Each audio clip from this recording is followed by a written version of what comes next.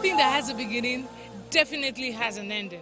And we've come to the end of this wonderful celebration where Deltans testified of the successful 7 years in office of Governor Ifeanyi Okowa. My name is Henrietta Enwerako. Thank you for watching today's episode of Smart Delta.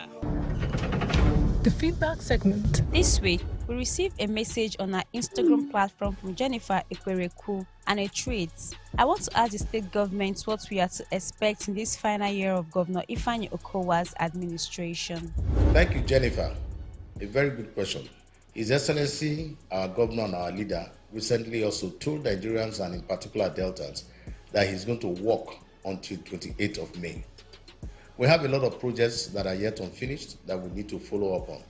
And top among them is the Trans-Ode Chekiri Road. We equally have the Uyeli-Asaba dualization. We equally have the interchange at Ibuzo-Asaba Junction. And so many other projects that we intend to finish. So Jennifer, I can assure you that your government is going to work and will continue to bring the dividends of democracy to Deltans. I want to urge all Deltans and all Nigerians and persons from across the world to continue to watch Smart Delta. They're doing so well. It's a good means of communication of what we do in Delta State. I'm quite excited that they've been getting the information out there. If you want to know a lot about what is going on in governance and development in Delta State, continue to watch Smart Delta. You will definitely be able to get all the information that you require. Text your questions to 08121192133 or send with the hashtag access to all our social media platforms. Better run, come to Delta State. Come and see the good things where Okowa they do. You better run, come to Delta State. Come and see the good things where Okowa they do. I see a job and work creation in Delta. Make the youth say them higher. Okowa. I see good roads everywhere in Delta. Make the people say them cola. Come live in Delta. Say me I say. Come invest in Delta. Come explore the potentials of our state. Nigeria Hydrocarbon Measurement Conference has been rescheduled to hold from the 12th to 14th September 2022. Kindly call the number on the screen for more details.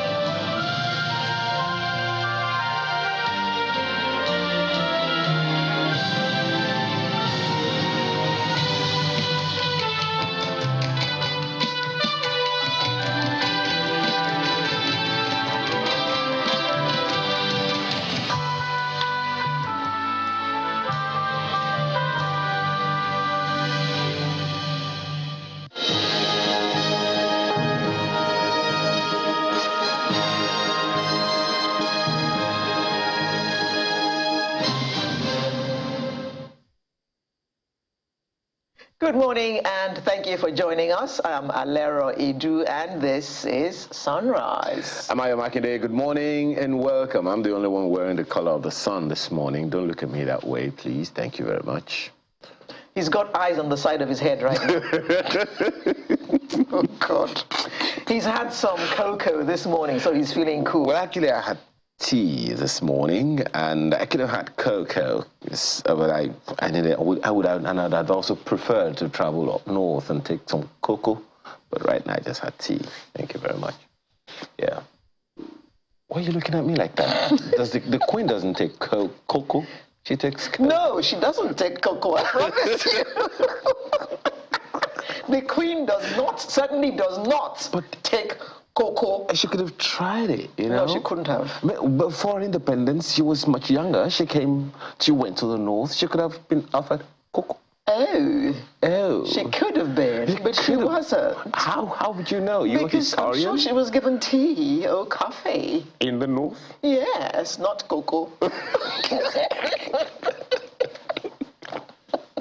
My partner is in his element this morning. And talking about the Queen, I think it'll be in order to congratulate the Queen and say, well, happy platinum anniversary, our former Queen. Huh?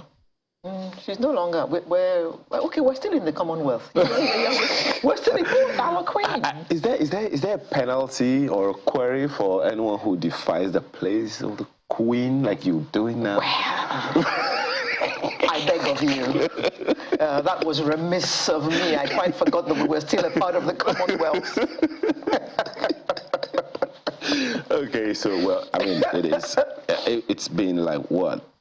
A ride for her, wouldn't you say? 100 years on the throne. That definitely 70. Oh, 70, yes. Sorry, man. Is everything all right? Well, you said I'm in my elements. Maybe the elements just dislocated for a bit. And she has served Britain and the Commonwealth with dignity for 70 years. I mean, I had made a mental note that I must say that word today, that she did all this with a lot of dignity. Most certainly. To hold that office for that length of time, knowing the vagaries of human beings, having to work, I was having a conversation this morning, and I was saying, look, the vagaries of group dynamics is awesome.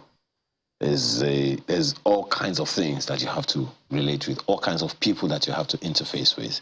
So to remain on the throne and do all that she does with the panache, with the finesse, with the dignity. She has all the right to say, okay, I don't want this. This is the way I wanted this to go. And she's decided to go with the system. When you have all the powers and you choose not to do it, I think we should use the British tone this morning. You have all the powers and you refuse to use all the powers at your disposal.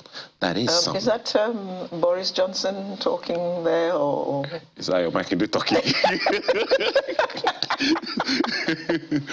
And in the face of a modernizing monarchy at that, you know, I mean, think about all the shenanigans her children have got up to, her grandchildren, you know? So many things have gone on. She withstood all of this with equanimity, She's a great lady, actually. She's a great lady. And I also think it's a lesson in life for those of us who are not 70 yet. For those of us who are not 70 yet, to pick a thing or two in the lives of people who have lived that long and have maintained themselves.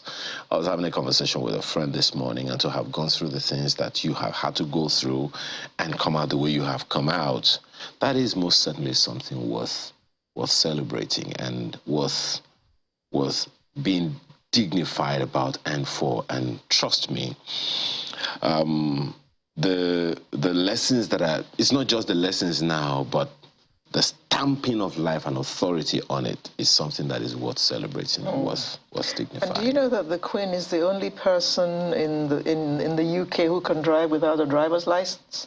What's she needed for? Well, I'm just asking. You know that most things have her stamp on it. So she's the one issuing everything. So she's not going to issue herself with a driver's license. What's she needed for? By the way, is she going to be speeding, over-speeding, under-speeding, what? Well, I think she's only going to be driving in the palace grounds. Is there a policeman that's going to hold her for parking in the wrong place? Not likely. Exactly. So not likely. What's she needed for? Well, yes, ma'am. Thank you, ma'am. Yes, ma'am. Oh, yes, ma'am. Yeah. And then, you know, that's a government, well, she sits in a government that she's not elected. Yes. But that's not what we practice here. Well, and we are in the thick of our own right now. We're in the thick of our own now. And in the real thick of things. Right on, brother. And Monday is a big day for a particular party. Oh, well, it's no secret. Everybody knows one big party has done its okay. They don't like that big or small party. Well, okay, one party. The major opposition party has done its own. That one is clear. And the dust hasn't quite settled. Yes, and it seems to be sending the jitters up the spine of the other party. Which is the ruling party. So it's them, right? I told you, I am not going to worry myself. No, I'm not going to use Panadol. Over somebody else's headache. By the way, they said they didn't disqualify anybody like we heard yesterday. The days are going to play it out. Well, they've denied it today that they didn't say that anybody was disqualified. Whether disqualified or not disqualified, do they have a candidate yet? Well, they will have a candidate by Monday. Okay, but until then, as I told you. So let's keep our gunpowder dry, Abi? I don't even want to keep any gunpowder right now. Okay. But you know, it's the one thing that cannot be taken away is that there are some political figures that are icons, almost like saying there are some islands on their own that we should maybe not necessarily sympathize or be empathetic, but okay, for instance, in the days when Awolowo was alive, there are some things even though he was not a major factor at that, but he was also a factor that you couldn't remonstrate back in time. You couldn't ignore, yes. So same thing for, you know, in the PDP. You know, there was talks around the PDP at the time zoning to one region or the other. And then so I think along the line they decided, you know what, we're going to throw this open. And then they went the way they decided to go. Remember what Mr. Barrister Franklin Zako said, you know, last week. For one party, they should zone to one area. For the other party, they should zone differently. Yeah, but now look at it this way. Suppose you zone and the person you put forward is not formidable enough to actually compete with the person that the other parties or the other persons that the other parties have thrown up. Then what would you have achieved? You've zoned it, but you're not going to win with this zoning formula that you have. Well, I guess, as I said, we'll wait to see. But there's an African proverb from the Yoruba talk that says one person cannot say, we have come. Benio. Well, there's a royal we. No, that one is in being nice, being respectful. You know, in the Yoruba language. Atide and only I walk. Is one person. That's why the Yoruba say one person cannot say we have come. So with that there, I mean, as I said, we just wait to see. The only thing that remains a concern for me, Alero, is who is interrogating what the candidates or aspirants are bringing to the table. Well, the committee. The 18-man committee. Now, that's in the ruling party. Okay, fine. Is the committee going to also tell the delegates, this is what this fellow said, this is what this fellow said, this is what this fellow said, so use your good offices to decide what's best. No, lakaye, please. Well, I'm not Yoruba. Use your good sense to judge who is good for Nigerians to choose as leader. Well, okay, so our hope now is that the committee actually gives the delegates a guideline. I don't agree. Well, but of course, that would be the closest thing to a debate. But I don't agree. Well, how are you going to get, how many of them? 13 of them, or how many are they? Well, 20-something, maybe 23 or thereabout. You know, so that's that. So well, a debate is out of the question. Okay, so if a debate is out of the question, then how do the delegates know who is good enough to compete against such a formidable foe as, you know, the PDP's candidate, the PDP candidate that's already out there? Ask or... Eh? Ask. Try and be nice. That is the question, you see? That is the question. Well, so what guide do the delegates have? I guess we'll wait to see, as Apart I say. from, of course, I am not. The rain that's going to fall on them in the shape of greenbacks. What did the Bismarck Rwani call it? Delegate procurement process. Bene. Okay, we'll come to that. And incidentally, that's the first topic on our list this morning. APC convention adopting the doctrine of reciprocity. Is there such a thing in the political? There are all kinds of things are coming up in our political lexicon now. You remember the other time we had the doctrine of necessity? Now this is doctrine of reciprocity. We'll understand it with our guests. Okay, all right. 2023 elections, focus on voters' education. That is very important. And the voters at this moment are the delegates. Well, at this point in time, yes, before it comes to us. Before it comes to us. So. Yeah. Anyway, and of course, eventually, because there's Osun and, is it Osun and Ekiti elections coming soon. So that's that. Then riding against polio. Riding, operative word. If you don't get it, forget about it. Forget about it. We'll get to it when the time comes. And then we'll be looking at a shout concerned NEPA/PHCN staff. You remember there was a judgment for the non-consolidated banks just in the week gone by. And this one for this group of people, we'll wait to see. And then, of course, we'll close with the artist of the week, who is A she. A she. Okay, not a shim. Okay. Ain't nothing like a shame. Oh, really? We never can tell. You are looking at your book. Okay. She is a she. She's... Well, that's the lineup for this morning, but you should get your own cup of coffee, cocoa, whatever it is. We'll be right back.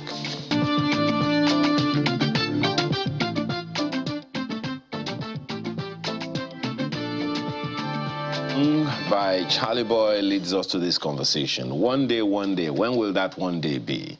I guess that's what we can begin a conversation around this morning, because that one day for the APC, well, 3 days actually, between June 6 and June 8, right? You're looking at me like that. Okay, yes, so she's saying yes. So, and that's Monday, from Monday, okay? So whether it's that, is it Monday or one day, I don't know. Anyway, ahead of the APC presidential primary slated for June 6, the controversy of choosing a consensus presidential candidate or zoning arrangement has been the heat of conversation. And of course, you know, we kind of spoke around that earlier. We have no idea what's going on. So what is going on? You want to find out from our guests this morning. Ademola Abbas is a professor of international law. Thanks for joining us this morning. Thank you very much for having me. And we also have Eugene Weke, who is a professor of political science and deputy vice chancellor academic in Ebonyi State University. Pretty sure. Okay, well, he joins us virtually. Thanks for joining us this morning. Okay, yeah. Let me begin with you, Professor Abbas. The doctrine of reciprocity. Is that... Okay, I can see you're smiling already.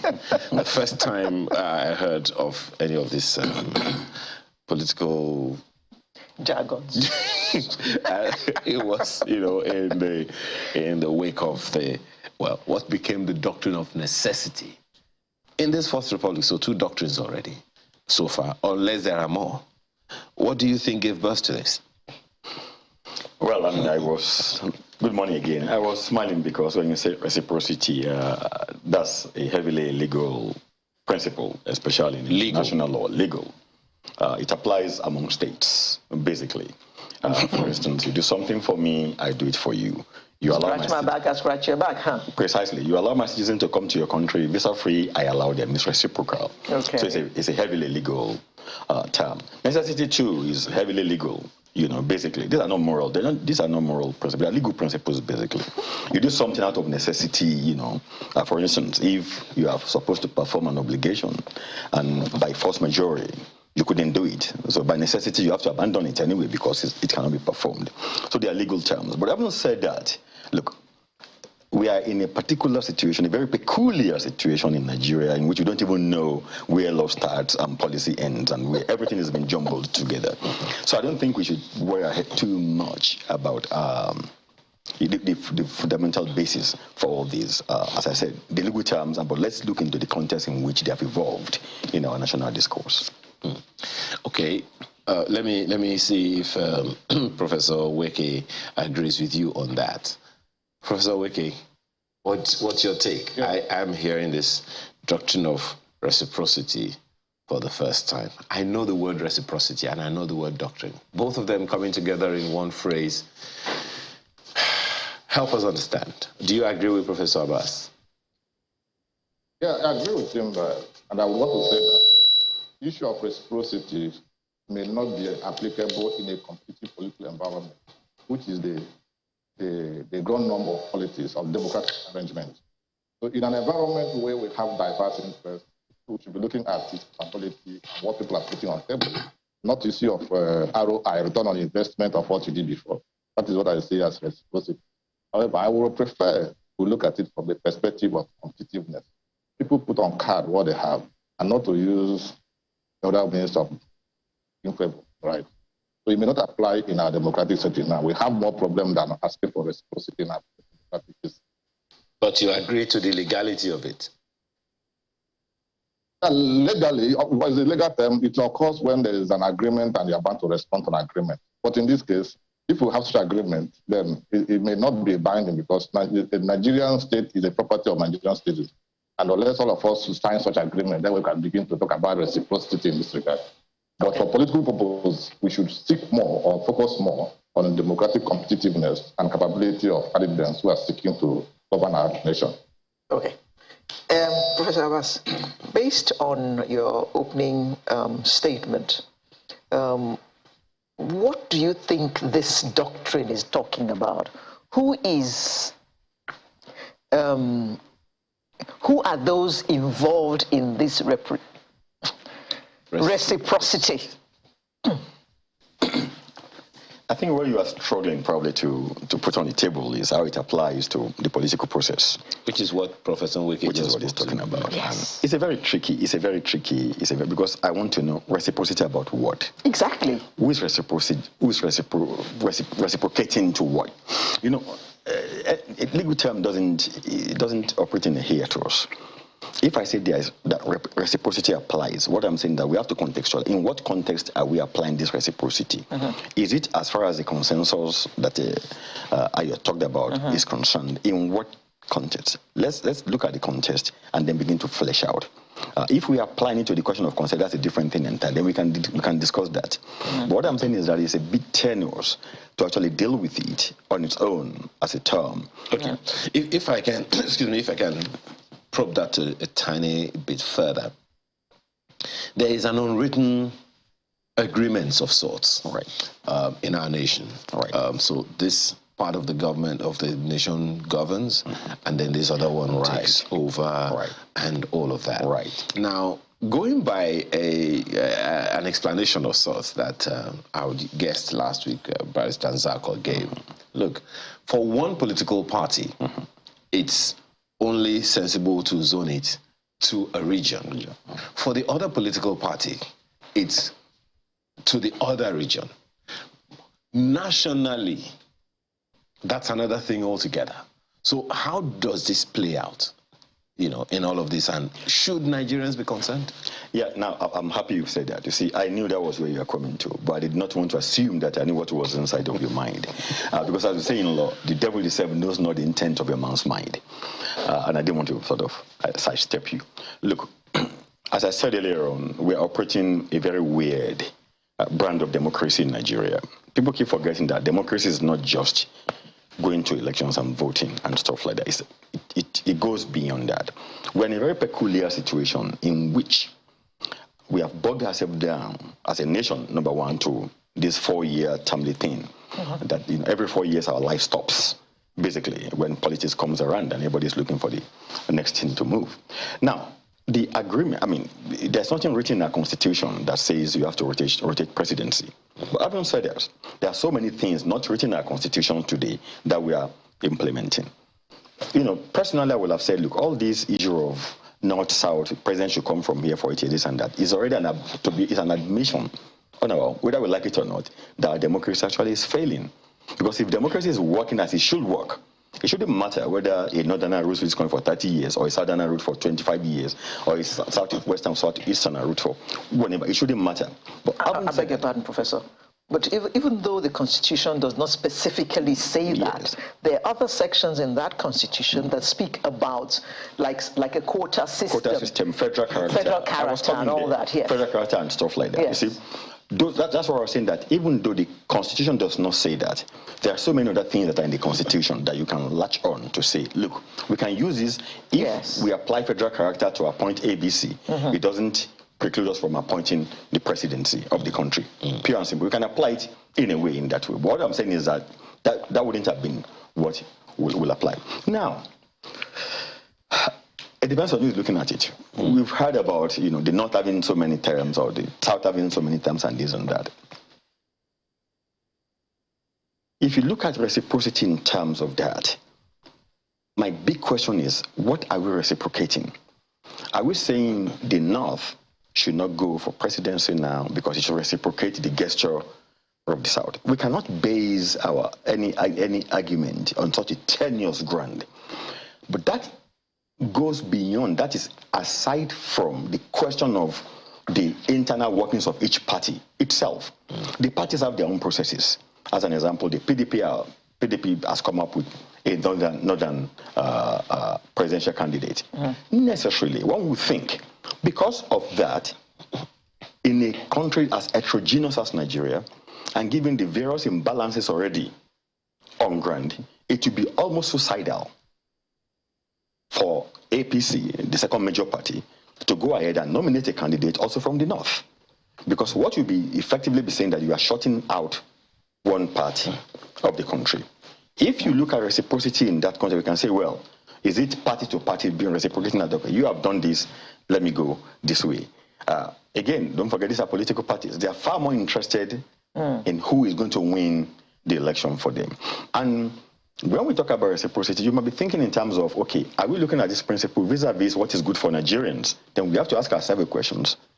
Is what the parties are doing today about, first and foremost, about Nigerians or about themselves? And it's a very critical question to ask. But we keep forgetting that in all this, we failed, utterly failed to actually look at Nigerians. What do Nigerians want? I don't want to preempt discussion on consensus. We'll get there, I'm sure. I don't want to preempt that for. We don't look at what actually do Nigerians want. Whether it's necessity, whose necessity? Nigerians' necessity?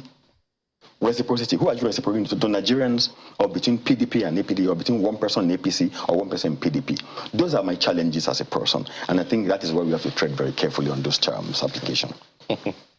Professor Weke, how important is what Asiwaju Bola Ahmed said in that video? Well, it's been played on probably all TV stations, when he said that there was an agreement between him and President Muhammadu Buhari, that after President Buhari, it would be him.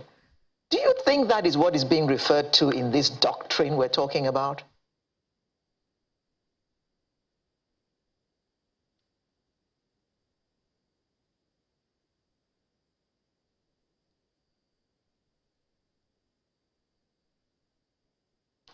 Could you please unmute yourself?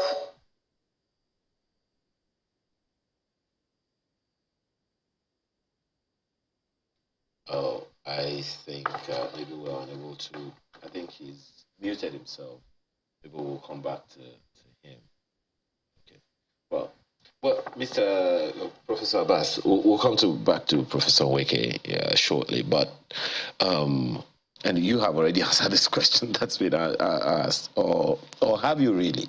Because well, maybe reciprocity could also be interpreted as turn by turn in local parlance.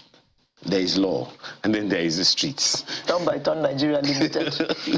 You know, because there are a good number of people who believe that this, particular political figure is someone you cannot ignore or undermine or remonstrate and all of that. So for someone of such political status to come out in Nigeria, because one would believe, for instance, that he's perhaps statesmanly enough to be able to speak for almost any politician of repute in the country, having, been influential in, the political career of quite a number of people that are prominent today.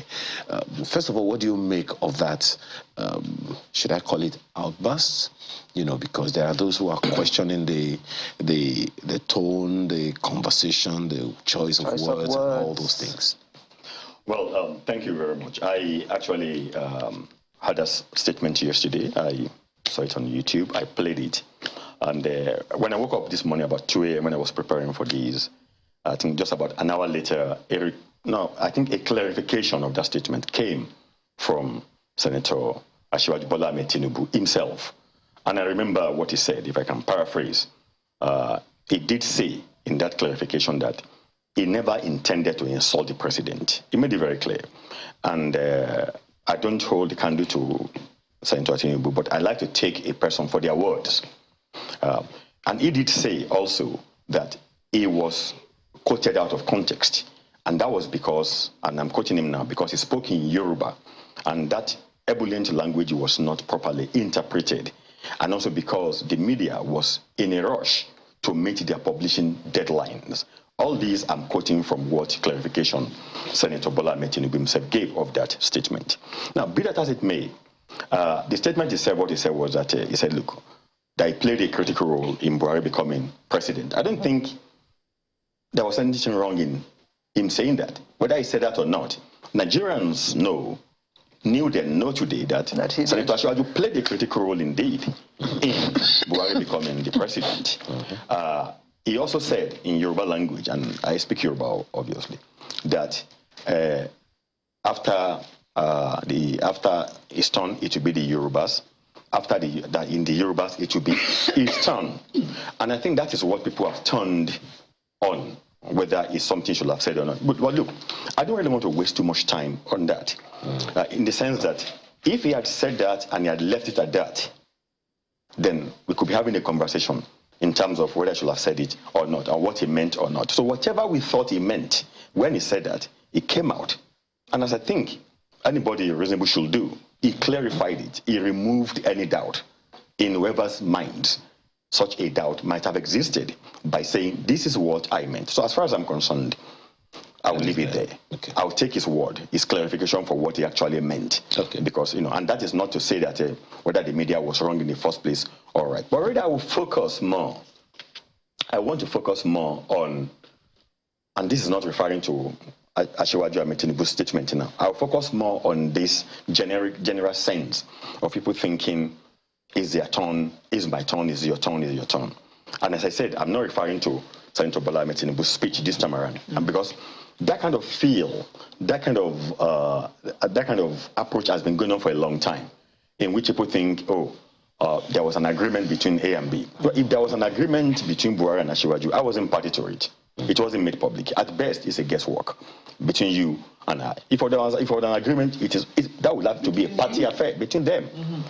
It's that to be a party affair. Just as somebody asked me the other day, when Mr. Buhari, the president, came out and said that the governors should allow him to select or choose a successor. And I said, look, Mr. Buhari is the president of Nigeria today. He doesn't lose his democratic right as a president. He's a human being. But there is a difference between saying, as a president of the country, or sorry, as a leader of APC, the president is the leader of his party. As the APC leader, he has a right to tell the party, this is the person, I would like this person to succeed me. That is different, though, from saying you want to choose for the country who will succeed you. And I'll clarify it. Mr. Buhari could unilaterally choose the chairman of APC. That is the chairman of a party whose activities concern APC as a party. I, as a Nigerian, I'm not bothered about that. It doesn't matter which party I belong to, but I'm not bothered about the president choosing the chairman of his own party, because whatever the chairman does is within the party. But I am concerned about the chairman, president choosing somebody for the country, except if that choosing is in accordance with democratic tenets, and more importantly, what the law says. And I think we'll come to that. But there are provisions of the law, Electoral Act, for instance, that govern how a person should emerge. Okay. Professor, even if he chooses the person, that person will still have to come to us, the electorate. He will choose the person to represent his party, but the electorate will still have to choose between him and other candidates. Can I quickly clarify that? That is fantastic, yes. But here is the thing. That's why I say I have no problem with the president choosing within his party. Yes. But even within his party, you must abide by the democratic principles of the country, by your constitution of your party, and the constitution of Nigeria. Because your party constitutions or guidelines cannot overtake that of Nigeria. I'll give you an example. Look at consensus they've been debating. There is nothing that says you cannot have a consensus in the party. It's a party affair.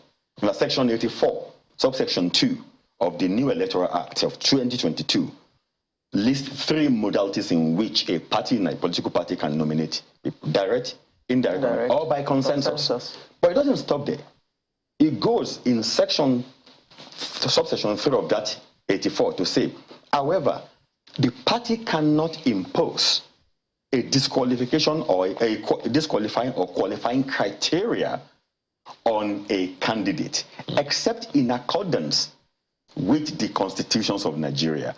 And that provision then goes ahead to enumerate those provisions, section 66, 65, 76, 75, 135, 136, 137 of the constitutions.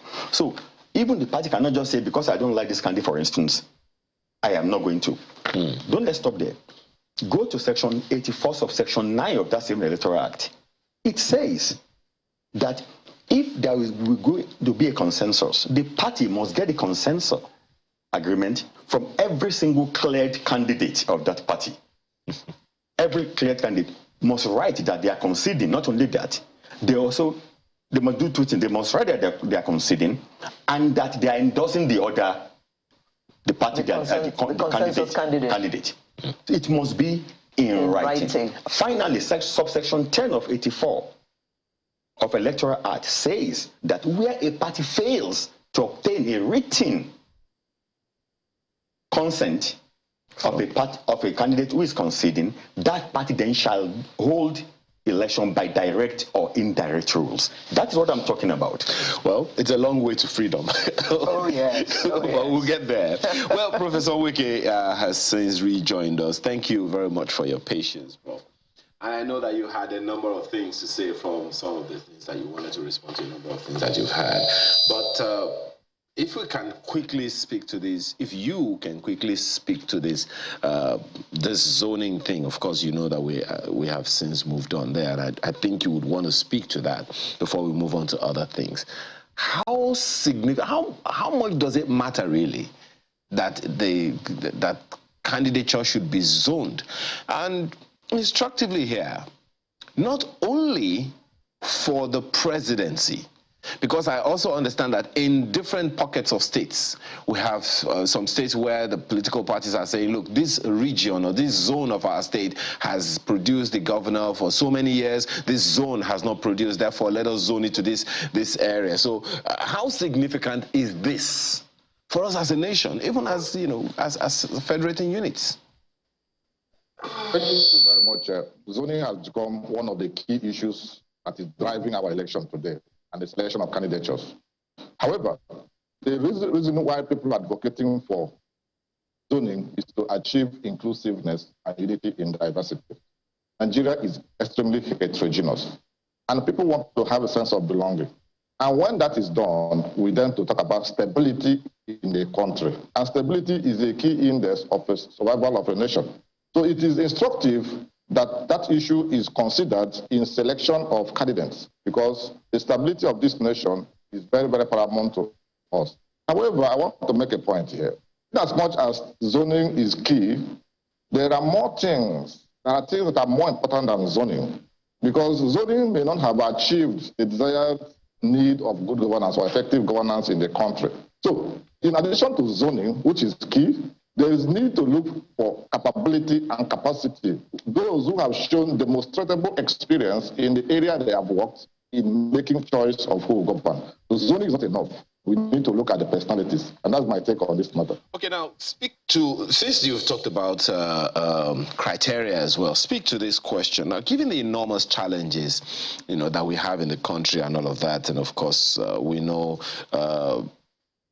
there will be questions as to what are the criteria that anyone who will succeed the current president, irrespective of whichever of the 18 or thereabout political parties that we have, whichever party that person is coming from, what are the things that you would say should play a significant role? What are the things we should be looking out for from the delegates level to the elections, main elections next year? What are those things that you would consider these things must play out in the life of a prospective president for us? Yeah, the prospective president of Nigeria, in my own opinion, I will consider to have three key things that are very, very important for us. One is that we need a unifier. We need a bridge builder, because our unity is important for the survival of this nation. Number two, we need a person who has the capacity for resource mobilization and resource utilization. And that is frugal utility of available resources we have in Nigeria. Given the fact that we may not lack resources, and we may be lacking resources, but the greatest challenge we have is the manageability or utilization of those existing resources. Then, the nation again has faced so much decay in terms of infrastructure. We need a personality who will demonstrate a sustainable structural revolution in the country. And for my own opinion, these are the three things I will consider. And if we have this, it will actually deal with issues of division. Because irrespective of tribe, religion, and wherever you come from, the common problem we're facing is affecting us across board and across the country. So, like I said earlier, zoning is key, but capability measured in terms of unifying Nigeria, being frugal in resource management, and being an infrastructural revolutionist is very key in addressing the current challenge we're having today in Nigeria. And that's what we're looking for among the candidates or whoever that wants to be in government. We should look at what they have done and to reduce wastage and achieve the desired service delivery for this country at this point in time. Well, Professor Nweke, you know that the way I refer to political parties today is that they're a recruitment agency for Nigerians. That's the way I like to look at it, because it makes it easier in my head to know how does this really matter. Now, being a recruitment agency, they would also need to sometimes shortlist the number of people who they're going to consider for this big office, that's in front of us all. And the APC, which we're talking about now, the convention starts on Monday, and that's one of the issues that is being raised. You are aware that there has been some screening going on for the presidential candidates. Now, in presenting its committee's report, the former chairman of the party, John Oyegun, said to the chairman of the party, and I quote, "We engaged every aspirant on the issue of consensus. It is a pleasant surprise that 99% agreed that the party is supreme, and that whatever the party decides with proper consultation, they will likely accept. Only one exception, who said, I will accept consensus only if it is for me. I think it is a point that needs to be made and emphasized," unquote. So, Prof, what's your take on this in the recruitment process? I'm sure that Professor Abbas will want to speak to it as well, but your first take on this matter.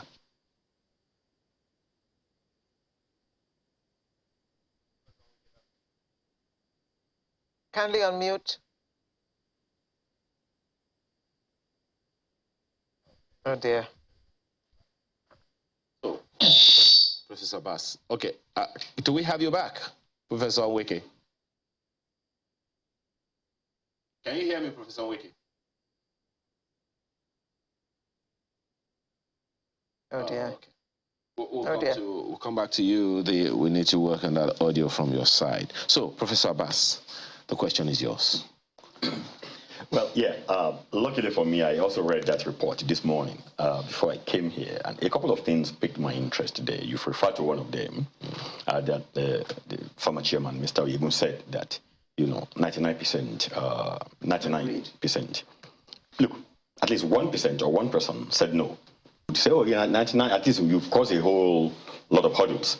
But that one person, whoever that person might be, provided that person or he or she is a cleared candidate and has not written to accept consensus, then by virtue of Section 84 of Section 9 of Electoral Act, you cannot proceed on that base, on the base of it, 99, even 99.99%, you cannot proceed. If that one person says no to the end, then you go to Section 89, 84 of Section 10, which says, if there's no consensus, which means if all of them have not agreed, then you have to do direct or indirect primary. So that one is settled. No question about it. And now, let me contextualize this for you. Why consensus is very important, that even if one person says no, you cannot continue. I'll put it in an international context, which I know may be a bit better. There's a crisis in NATO today. Sorry, Ukraine attacked. Yeah. Russia attacked Ukraine. Sweden and Finland want to join, but they have borders with Russia, and they should be concerned about their security because they couldn't trust Russia, basically. But Turkey, one NATO member state, is saying, hell no, I am not allowing you, two of you, to join NATO. I won't play ball. All NATO member states, by virtue of their consensus principle, must agree to what they want to do. If Turkey says no, if one member says no, it is no, they cannot. So consensus is universal. There's nothing wrong in it. When it's all, it cannot be 99.99%. Go to European 100%. Go to European Union, is the same thing. EU wanted to really clobber down on Russia, oil and gas, which will be the final push. They hope to cripple Putin in his war in Ukraine. But hey, Viktor Orban got up in Hungary and said, no, I'm not going to play ball with you because I still import my gas. I depend a lot on Russia and I have no options. So, but by virtue of consensus in the EU, all 30 EU member states must agree. But Viktor Orban in Hungary said, I am not agreeing with you. So what did they do? Very smart move by EU. They said, okay, because of our consensus, we have to agree. We have to have all the members agree. Now, what we are going to do is that we're going to ban importation of oil from Russia that comes through waters, but not that one comes through the pipe, because Hungary imports through the pipe. We exclude that so that we can look after your interest while we are still being able to. No, that consensus is balancing in that way, basically. But it's still all of them because they've taken care of the interest. The difference in all of that, Professor Abbas, is it's not timed. This one is timely. This one has a time to it that it must happen. Let's go back to Professor Wake. I understand he's back with us. So, Prof, I'm sure you've been listening. What's your take on this particular, question that we're asking? Question of consensus. To the chairman of APC, to the chairman of the committee, the screening committee of the APC. Position of the party is very credible. Like Abbas rightly highlighted here, the consensus must be comprehensive and it will work. But the way it is not comprehensive, they may go to field. And this is what we should. But I always maintain that since it is already enshrined in the Electoral Act that these three options are available, we need to follow it according to the law. What will be concern of every political party. And the political parties need to learn from the mistakes of the past. Some political parties could not provide candidates because they were unable to adhere to the guideline. So it is critical they follow the guideline at this point in time in dealing with issues to avoid the mistake of the past. And that will make our democracy better. On production of, on nomination of candidates or presenting candidates for the general election, parties must be conscious of who can stand for election. Because the election we're looking at now, Nigerians have become wiser. And they will be looking at what people have done to select. And it is critical if they are considering those things. And going back to the issue of reciprocity that was addressed, well, that has come up, but we shouldn't dwell on it because from the way it was positioned, it means that we are beginning to personalize the states. And when we personalize the states, not be good for, because Nigerian state belongs to every one of us here. So the reciprocity issue should be treated as one of the political games or strategies to seek favor.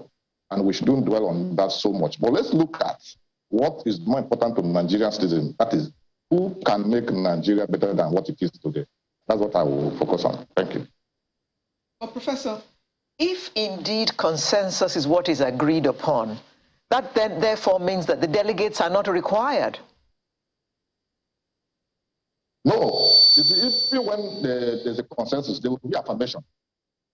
There will be affirmation. Convention will still hold, and there will be affirmation of the consensus. So it is still required.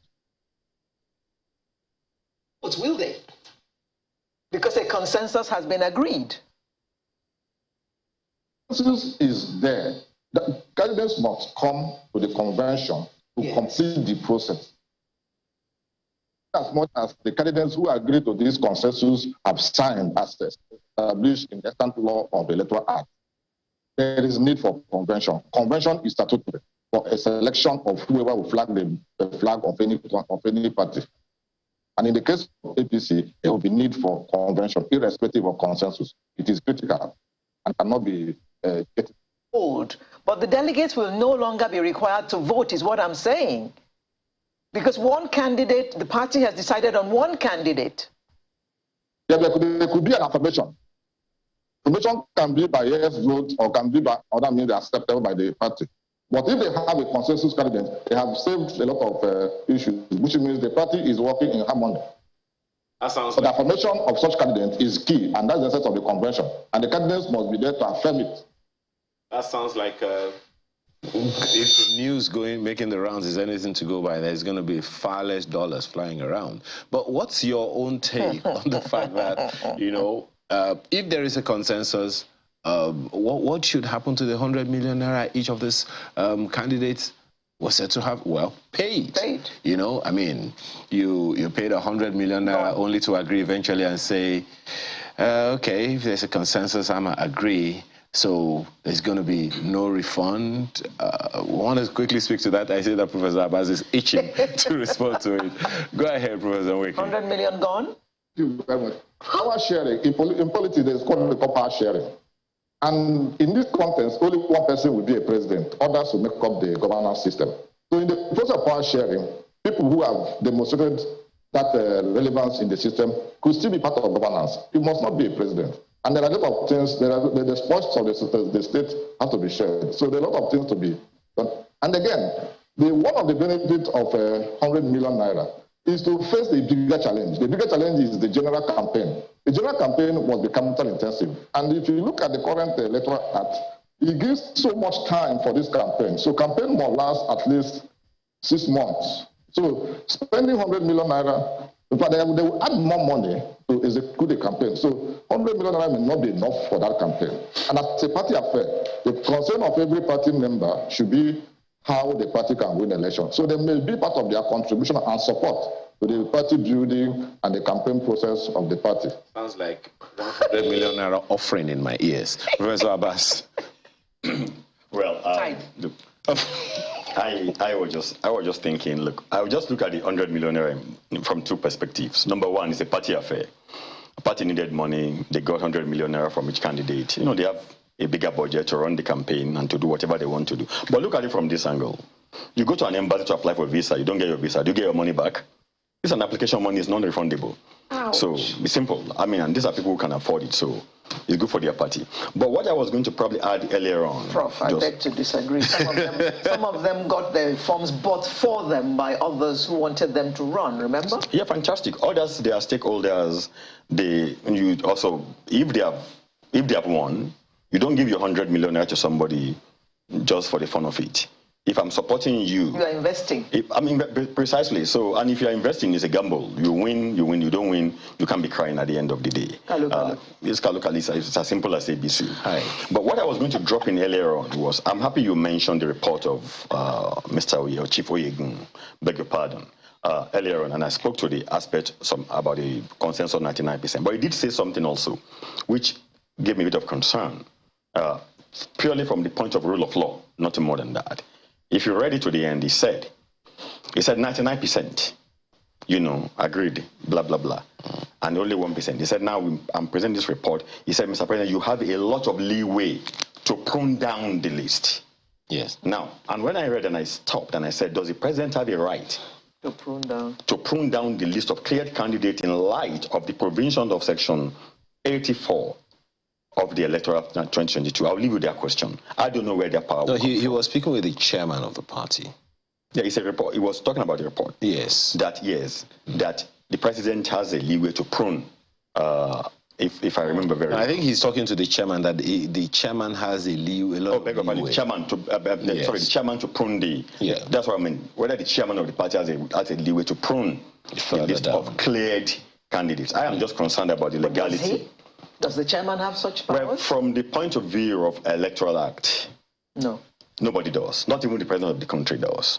Because you can only do that in accordance with the constitutional provisions, which have been captured by Section 84, subsection 3 of that same Act. But that means that all the candidates will have to face the delegates? If there is no consensus. If there's no consensus, yes. If none of them says no. No. If one of them says no, no matter who that person is, there's due competition, that will happen. But I mean, Chief Oyegun is a former national chairman as well, yes, so he must definitely know the powers that the national chairman of a party carries for him to have said no doubt about that. To know the power is different to know the law. I'm talking about the law, not the power. They're two different things. Okay. That's another ouch right there. Well, Professor Nweke, at the end of the day, what this is speaking to for us as Nigerians is we have to have a president by May 29, 2023. That fellow has to be sworn in for his first 4-year term. And we know who the candidate of one party is. We know who the candidate of a few parties are, already. But the interests on the APC presidential candidate is because that is the ruling party now. Until 2015, it was an opposition, or rather, it grew to become an opposition party in 2014 and put a lot of pressure on the system, and the champion changed. So in this new context, that's why the interest is, that's why the concern is. For the political gladiators, what would be your counsel?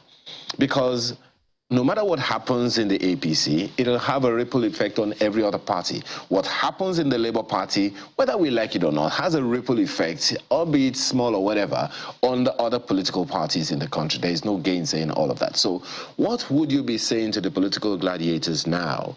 Because at the end of the day, the presidential aspirants are one. Their supporters, that's another ilk altogether. So what would you be saying to them so that we can have the kind of peace we desire to get the kind of leader we want for our country?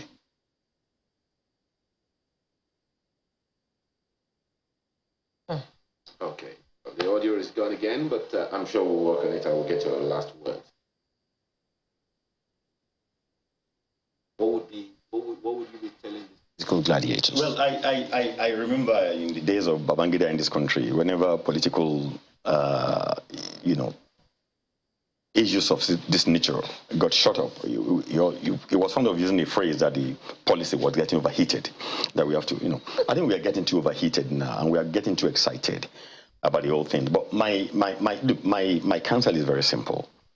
In whatever they do, all the political gladiators, for me, what is paramount is the welfare of Nigerians, pure and simple. And unfortunately, that seems to just get lost in the whole of discussion. Nobody really seems to pay any attention at all. You've got kids at home who are not in schools. You've got hospitals that don't function anymore in the country. You've got the whole system is almost run aground, for goodness sake. So when you ask a question, I think to my colleague, what would be the credentials we should be looking for on who should govern us? I listened to his answer. Fantastic. But I think one thing that for me, the first and the most important criterion for anybody who wants to govern this country is humanity. You must be humane. I don't care whether you are from the southeast, southwest, south, north, anything. You have to have humanity in you. Because when you have humanity, you care about people you are governing, number one. So the question of infrastructural development, education, this and that, all of them will come from your own humanity. If you don't have humanity in you, you've lost everything. No matter how smart you are, no matter how brilliant you are. So politicians should understand that even for those who have dual, triple, whatever nationalities, these are first and foremost country at the end of the day. We must stay in this country and salvage it together. And so they have to tread softly. Just one quick one before we sign out on this conversation. How about the issue, the thorny issue of national vision? There are those who are asking that question. We want a leader, but there has to be a vision to be a leader. Otherwise, we'll just have governments who just administer our day-to-day lives without it necessarily having any particular direction that this leader is taking the nation. That's a fantastic question. And that's why I began by talking about humanity, being humane. Look at Ukraine. Every day we watch Ukrainians going from outside to go and fight in their country. You know why? Because they saw a president who is sitting down there every day, leading from the front, whose family is there, whose kids are there. And they asked Zelensky the other day, are you not afraid? He said, I have no right to be afraid. He didn't say he wasn't afraid. I have no right to be afraid. I am a president. I have no right to be afraid. And I was watching one of the mayors of one of the cities, I think it was Mariupol, before it was completely pummeled at the end of the day. The concern of the mayor at that point in time was that they must keep infrastructure running. He was talking about giving our people water, energy, in the middle of a brutal crisis, the worst probably we have seen in the 21st century. We are sitting in Nigeria, the supposedly giant of Africa. Do you know when last we have light in some of the most prominent estates in Lagos State? You bring in the issues all over again, Prof. I think you have spoken quite significantly to that because, I mean, doom, gloom, can we have some boom? Well, if we can have the last words of Professor Nweke on this, that will be a relief. Oh dear, I understand we do not have him. Well, we have to thank you very much, Professor Ademola Abbas, a professor of international law. Thank you so much for your time and perspectives and enlightenment this morning. We've also spoken with Professor Eugene Nweke, who is a professor of political science and deputy vice chancellor academic at the Ebonyi State University. Thank you, gentlemen, for being here. So, we flip to your own assignment on all of this. What's the voter's role?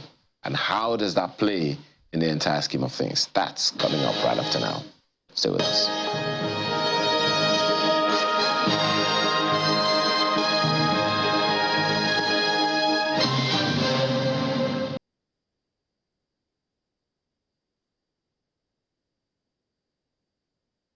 Yes, so we have been talking about the political parties and their assignment. What about us, the electorate? We have a role to play in all of this as well. How many of us are actually aware of what we're supposed to do on election day? If I can probe that a little further, we'll probably speak to our guests on it, but the first line of voters are the delegates. And the voters as well. Well, they are voters, but they are voters, they are voters of a different caliber. Okay, I'll leave it a different caliber. We're talking about us now, the voters out there who are going to vote on election day. They're voters as well. Oh, sorry. Thank you. It's my pleasure to welcome Mr. Wale Ogunade, Voters Awareness Initiative, and he's the president, actually, of the Voters Awareness Initiative. Good morning. Thank you for inviting me. And thank you for coming. We also have Samson Itodo, who is Executive Director, Yaga Africa. Always a delight to be here. Good morning. Thank you very much for coming. Now, let me start with you, Mr. Ogunade, since you claim that you are dealing with voters' awareness, and what we're talking about today really is voters' awareness. First of all, before I ask you what your initiative is doing about making the voters aware of what they're supposed to do. Do you think the political parties are doing enough? Then, do you think the government is doing enough to make us aware of our duties? They are not doing anything. Oh, forget enough, huh? They are not doing anything. There is an organization called the National Orientation Agency. Are you talking about the parties or No, I'm government? going somewhere, ma. I'm going to the government and parties and politicians. Yes. The National Orientation Agency has gone to sleep.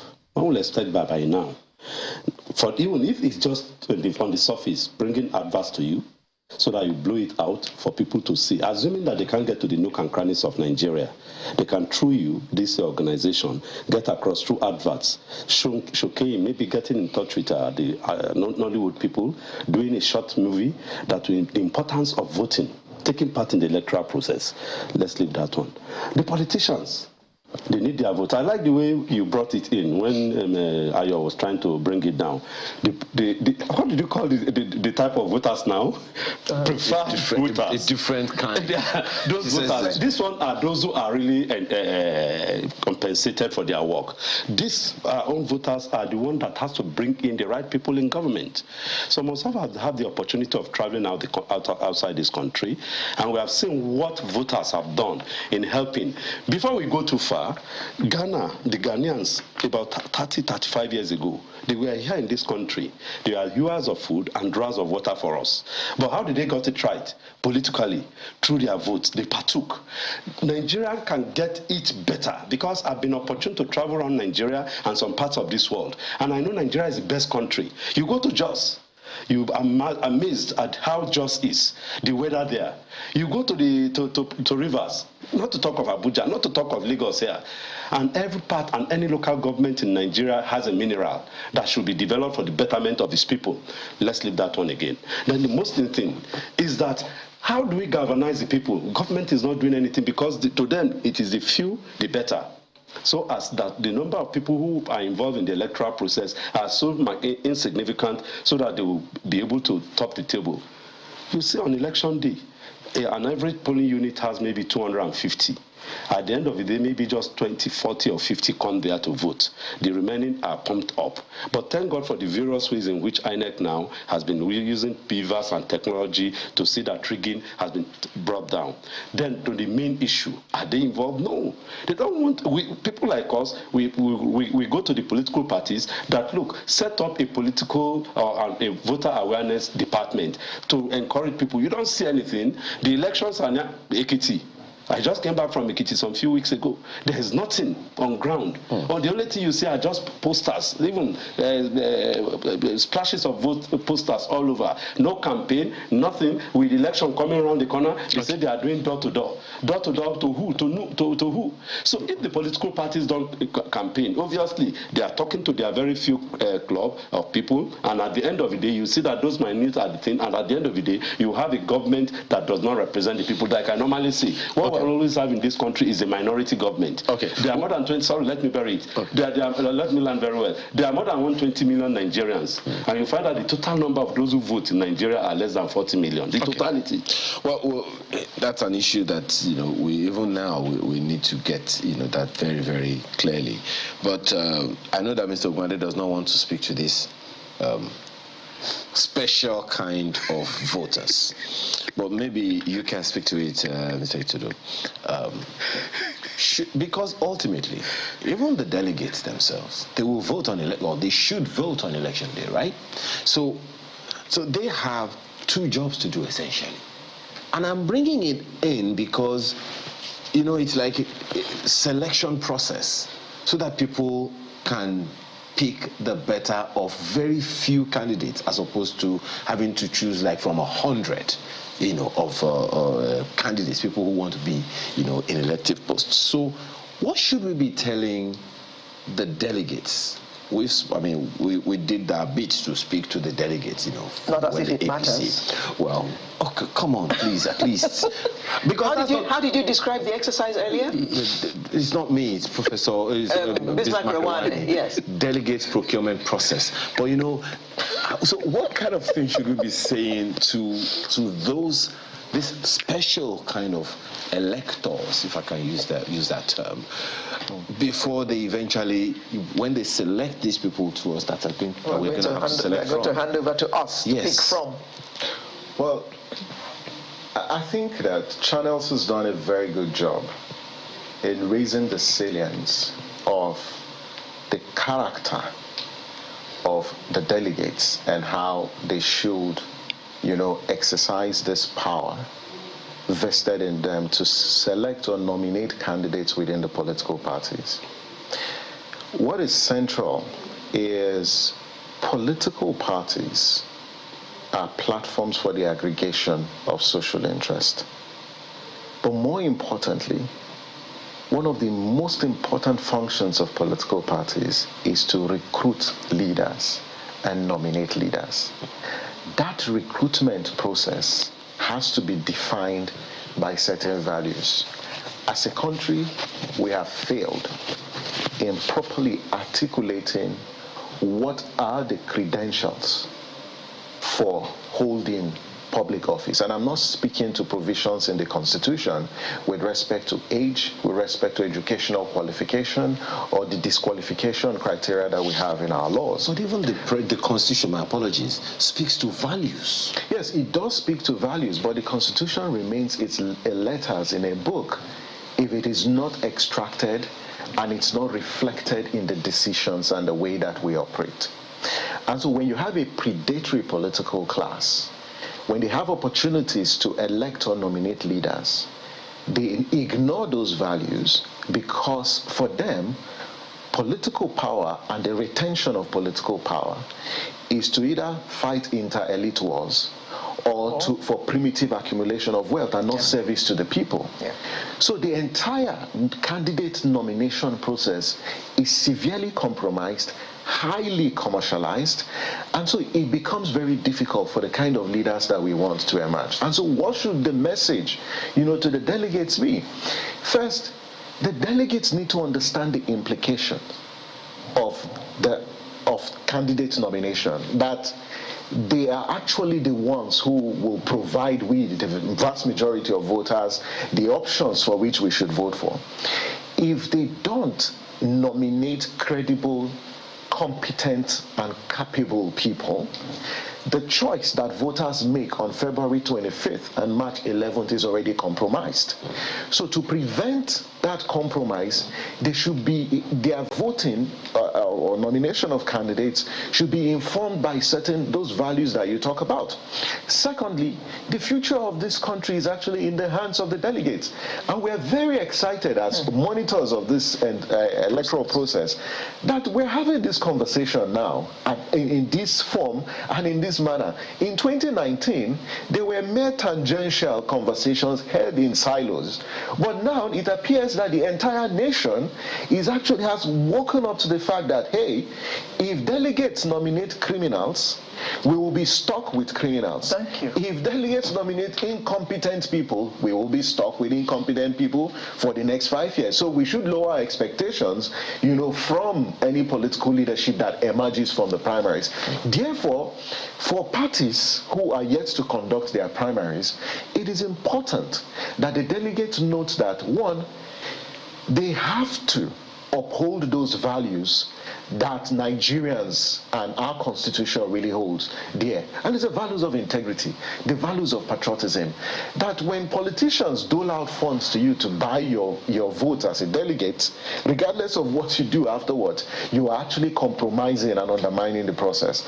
And it's no longer democracy, because what you have is outcome that is purchased and not outcome that enjoys the legitimacy. The legitimacy and democracy is actually big on the concept of legitimacy. And so whether your party nominates a candidate, that comes out of a very commercialized process where delegates are procured, the outcome cannot enjoy popular support. Perhaps that also speaks to the fact that, to one of the reasons, Mr. Ogwande, why we have had increasingly decreasing voter participation. Yes. My brother has laid the ropes. He has finished the world. You know, there's what we call end of discussion. That's just it. He has laid everything there. Why would people now be interested in elections when there's nothing the government is giving out? I told you I just came back from Ekiti. Yesterday I was in Abeokuta.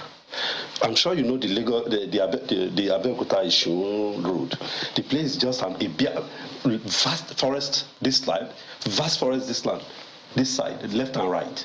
And then if it's in America, you see farmland being worked on, farmland being worked all over the other plats. But government is not doing anything. I even had a friend who is in charge of some one big agency in Ogun State. I went and see him and said, you can set up something. He said, that's not the vision of the governor. And that's all. That's not the vision of the governor. That's all. And he kept quiet. So how will people be encouraged, in fact, involved in it? But they must be involved because that's the only way we can change. Okay. They can only change through now removing those who have not performed and putting in those who will work. And of course, what my brother has said, the delegates too, they don't just jump on people. The delegates too are a product of the system. The delegates too bribe their way in to become delegates. It's a terrible thing that we have here. So, for us to know, if a delegate wants to bribe you, then you know definitely, because I was reading it, I don't know, maybe you saw it, a delegate who was given money came to his constituency to now share the money that he was given from the delegate conference. So it's as bad as that. So we need a new reorientation. That's what I was telling my brother before we came on air. We can't continue like this. Okay, I'm 60 now, and I've been hearing Mambila when I was a primary school boy. Mambila has not come up. So where do we go? I don't know for how long you heard Ajaokuta before he came on. Ajaokuta was there 30 years ago. No, Ajaokuta must have been since the 80s. No, the question that I wanted to ask you, you know, because I'm still coming back to Mr. Echedo, is this. So the issue that you said he has already, quote-unquote, finished work, you know, as we say on the streets. Now, so what then are the options? There is a large population of people who do not vote. Good. We had an interview with Mr. Festus Okoye, yes, the INEC National Commissioner once, during the Abuja elections. And he said, historically, from their data, a sizable number of urban Abuja did not vote. Yes. It's only the rural areas that voted.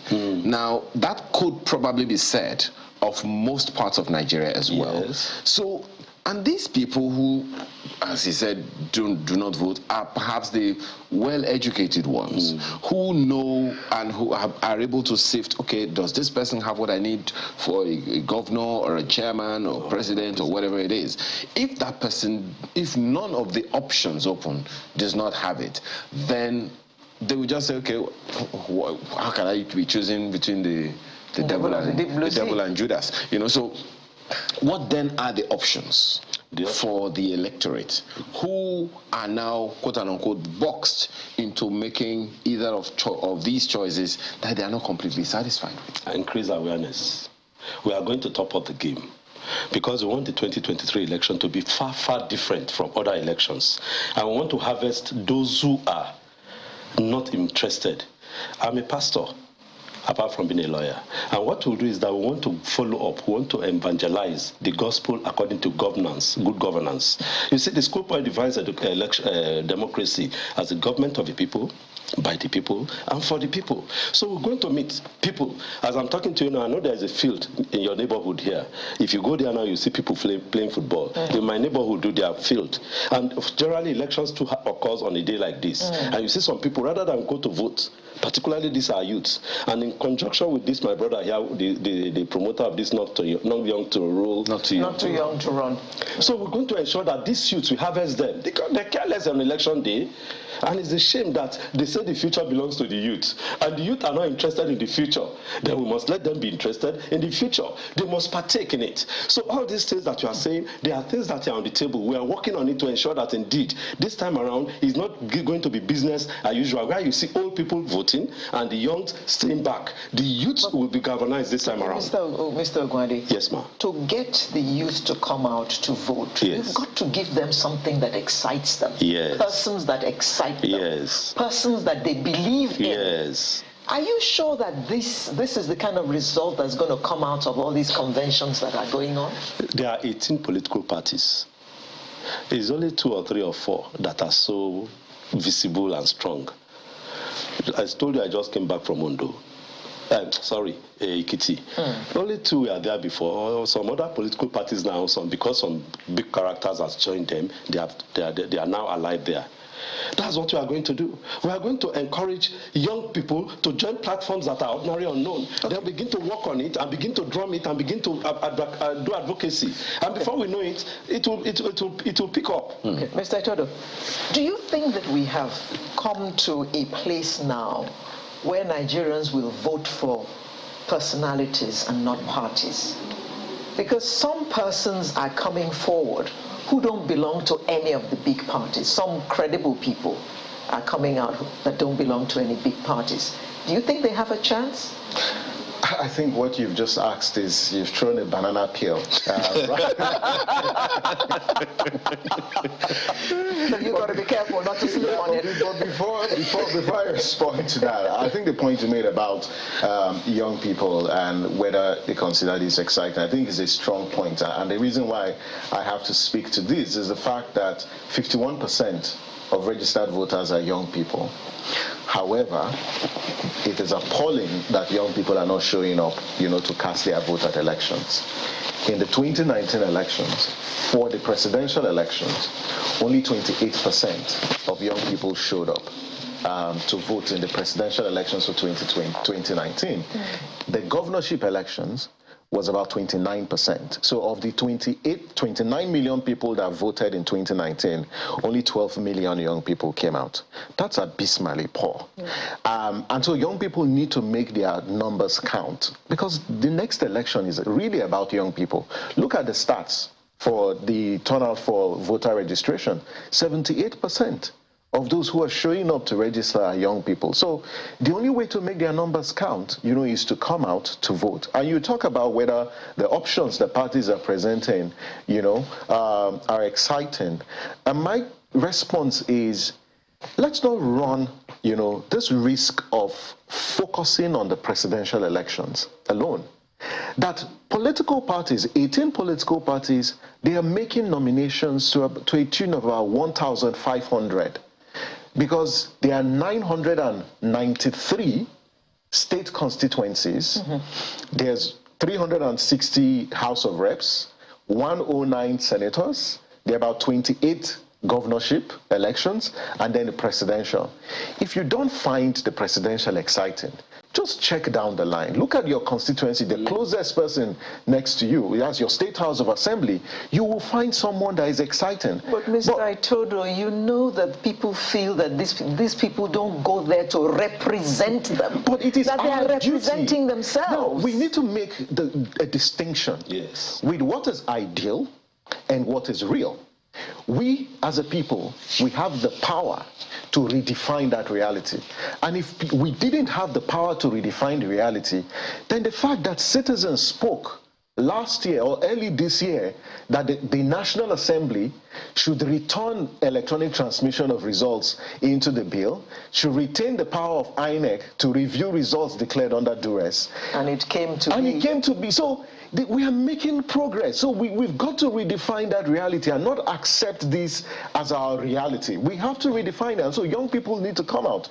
We're just talking and say next week when you're making voter participation exciting, using music, using art to reach young people. Next week there will be a concert, here in Lagos. You have over 25,000 young people, and INEC is working on this together with the European Union. And INEC is setting up 30 voter registration points at TBS Square here in Lagos from Monday to Saturday next week. And people who are having challenges to come with registration, particularly young people, should show up, you know, at TBS Square for Monday, and INEC is registering voters. So there's a lot of effort, you know, through the Youth Vote Count concerts to get young people to vote. But the point that you make, and I say this, that I think for too long, Nigerians vote for individuals. They don't necessarily vote for the political parties. Are you sure, Samson? Yes. Don't forget that the political parties are hanging around to hand over some little, you know, little things. It's not really the political parties. It's the individual. It's the individuals within it.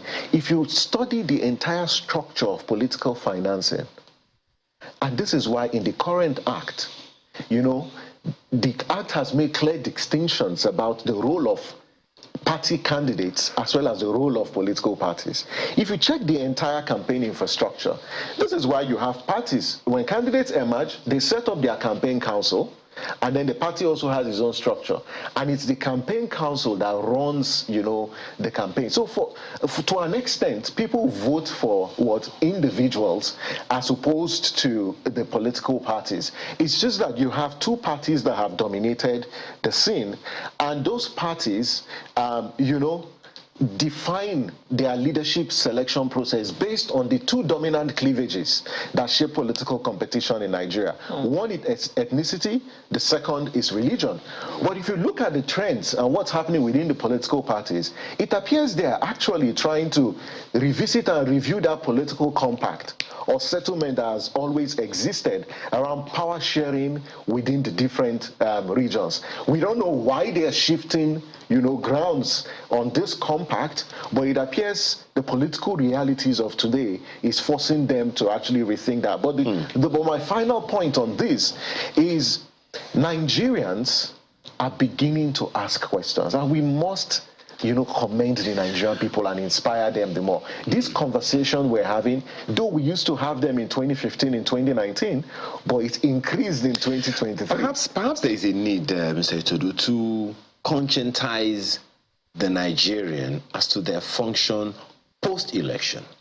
Because maybe that, and I'm sure Mr. Ogunai will want to speak to that as well, because most of the time people think that once we have voted, our job is done. And as a result of that, once our job is done after elections, okay, whatever we take, yeah. And then we are now at the mercy of whoever for whatever. Perhaps there is a need to tell us, after voting this person, and the person is not doing what we expect him to, we're not getting enough values from this fellow. What do we do? We're down to either the devil or the deep blue sea, exactly. And neither is going to give us what we want. Are the electorates hopeless after that? What else do they have as a power to ensure that this devil or this deep blue sea give us something, even if they do not seem to have capacity? I think we've always had this discussion about rethinking voter education and whether what Nigerians need is more political education as opposed to voter education, because they are quite distinct. Voter education focuses more on your rights and then the procedural considerations in enforcing that right. So things like this information on timelines for elections, how to register, how to vote, the voting time. That's what voter education tends to do. It provides you information. But political education goes beyond providing you this sort of information to moral education, that this is why you're voting. This is how you should determine who should vote. And so I think we need both. So we should, you know, teach people, you know, how to elect better leaders across board, and not just at the presidential level. Yeah. The second, you know, sort of strategy is often we focus on people who vote traditionally.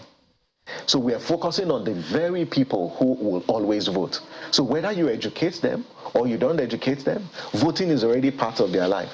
But we don't focus on the first-time voters. and try to mobilize them and make them understand, the need and why they're actually voting and who they should vote for. But the political parties have been complicit, because political parties should engage in political mobilization. They don't do any of that. We started seeing a fragment of it with the online registration, and I was excited, to see political parties set up registration points for people to get registered. We don't know whether those 43% invalid and double registrants that INEC announced was as a result of that, but it could be one of the reasons. But also the government institutions. In 2011, INEC did set up what is called the NEPVEB. It's the Interagency Committee on Voter Education and Publicity.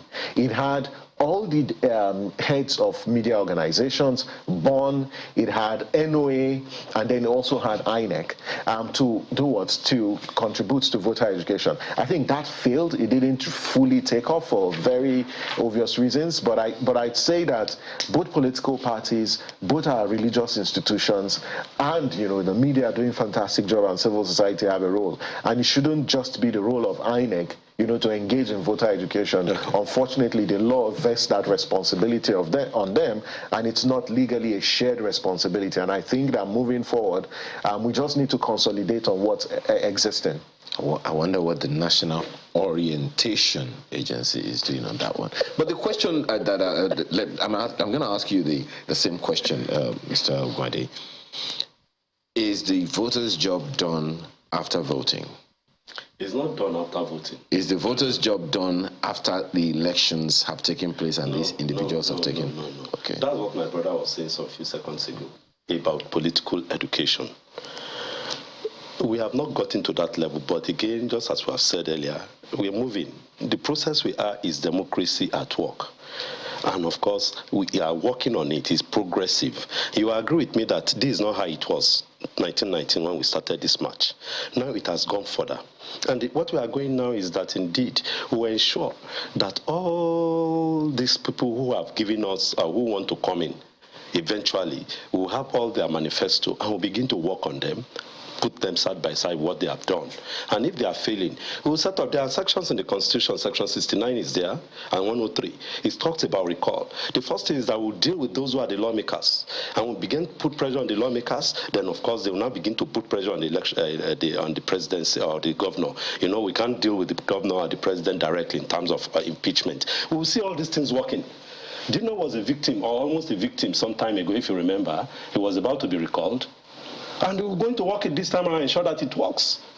Then we must put them, they must be accountable. There was one of my friends is a lawmaker. He said what the people do is that they give them a blank check. Once they get into office, that's all. Rather than now working on them to serve them, they will be going there cap in hands. Please, we need your help. Peace, we need your help. And this one will be doling out. Rather than making them to work for what they went there to do. They are servants for your information. They are not the king. Two things on that. They are there to serve the interest of the people. So, the two things on that very quickly. Yes. Well, this first part. I'm not done with. Yeah, I know, because this thing that you just said about the functions of the voters and all that.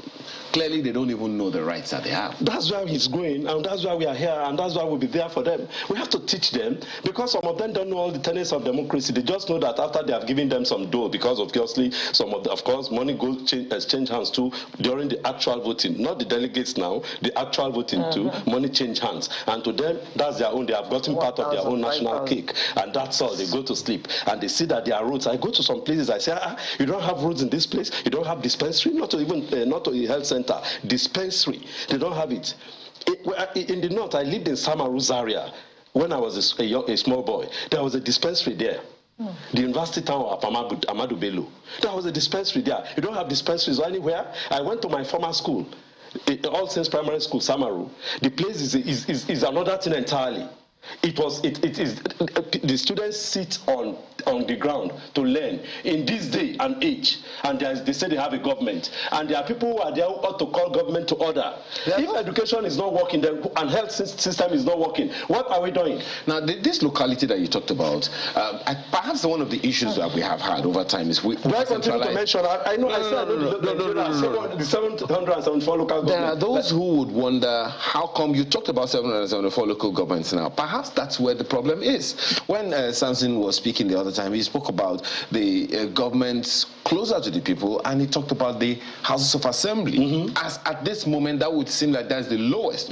But meanwhile, we have a lower tier of government, which are the local governments. So you just talked about that one now, and one is wondering if the government of the state is not valuing or even referencing the importance of the local government's system. Are the people lost? No, the people just are ignorant. That's just the problem. And those who run government cash on the ignorance of the people. The only way out is education. The Bible tells me, knowledge is power.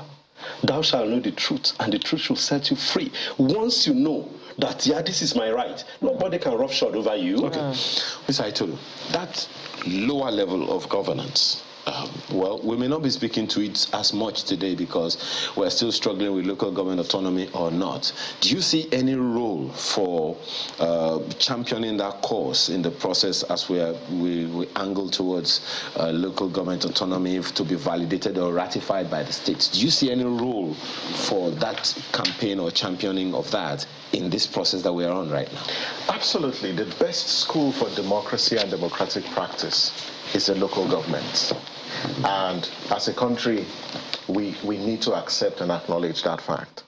And if it's so important for us, if we pride ourselves as a constitutional democracy, then things like our constitution, things like political mobilization, right, will be more pervasive. Secondly, INEC has offices in all the local governments. NOA has offices in all the 774 local governments. What kind of political education are these institutions, advancing to raise the consciousness of people? Because I think that, and we should celebrate the Nigerian people, quite frankly, because the resilience that they've demonstrated is a function of consciousness.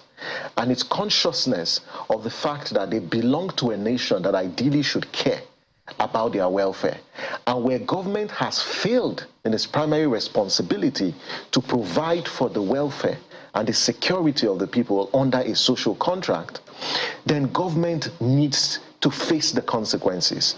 And the opportunity is to vote, in the next election. If you've got leaders that have not performed, you have an opportunity to fire them through the ballot, not through bullets. The third point is the fact that you've got a state that wants to retain political power at all costs at the expense of the people. Therefore, governors, have taken a position that in a federation you only have two units, the central and the state, and you don't have the local government. Why? Because it's about the struggle for political power. So power and the people need to understand that they have the power. They need to participate at that level. It's good to look at the presidential elections, no doubt. It's good to look at the National Assembly. But every Nigerian is represented by councillors in your district. You're represented by a chairman of your local government, where local government elections are conducted, by a member of your state house of assembly, by a member in the federal house, by a senator, by your governor, by your president. So you have 7 people representing you. And so don't just focus on one. You forget the deputies. Making 10. Oh, yes. Okay. So 10 staff. I'm sorry, guys. This is where we have to leave it. I mean, this discussion was just getting more and more interesting, and it's only just started because we still have time for this voter education that we're talking about, both in educating the special voters and educating us, the general voters, the Joe Blogs who are going to vote, at various levels for our House of Rep, how the senators and our governor and all that. There's still time for that. So you all still have time to educate, or should I say, we all still have time to educate the people. Yeah. But please, guys, don't forget, in order to vote, you need to go and get your permanent voter's card, your PVC. And you can start the process by actually registering online. cvr.inecnigeria.org. Now, actually, the online registration has stopped. So if you it stopped on the 30th, a few days ago. So if you want to register, go to the INEC local government office to register. And then if you're in Lagos, you can go to Tafa Balewa Square from tomorrow. No, from Monday. From Monday 6th to 11th to register, because there will be, like I said, 30 registration points at TBS Square to register voters. So what about those who want to change something on their voters' cards, or want to change, because they have relocated, they can also go to TBS. So that you can do online. You can also do that on at TBS Square, or from you can Monday. from Monday. Between Monday and the 11th. Saturday, yes. Between so Monday and 6th, Saturday. yes, on Saturday. Okay, thank you very much. Also go to the local government offices. Office, INEC local government office. Okay. And in case you forgot whether or not you voted, go to voter.inecnigeria.org. Okay, I understand it's been extended. Is there an extension indeed? For the online? Yes. No, I don't think so. There's not been any. But anyway, the information I'm sure is... Well, if there is, I was able to do mine online, so I'm just waiting for an email now for when I should go and collect my information. I have a PVC already. It's just that I relocated. Okay. So I want my... voters, my booth near my house. Okay. Mr. Samson Etodo, Executive Director, IAGA Africa. Thanks so much for having me. And Mr. Wale Ogwade, President, Voters Awareness Initiative. Thank you both for coming to enlighten us this morning. To God be the glory. Sunrise will be right back with another interesting conversation. Make sure you join us. Do you believe in this nation?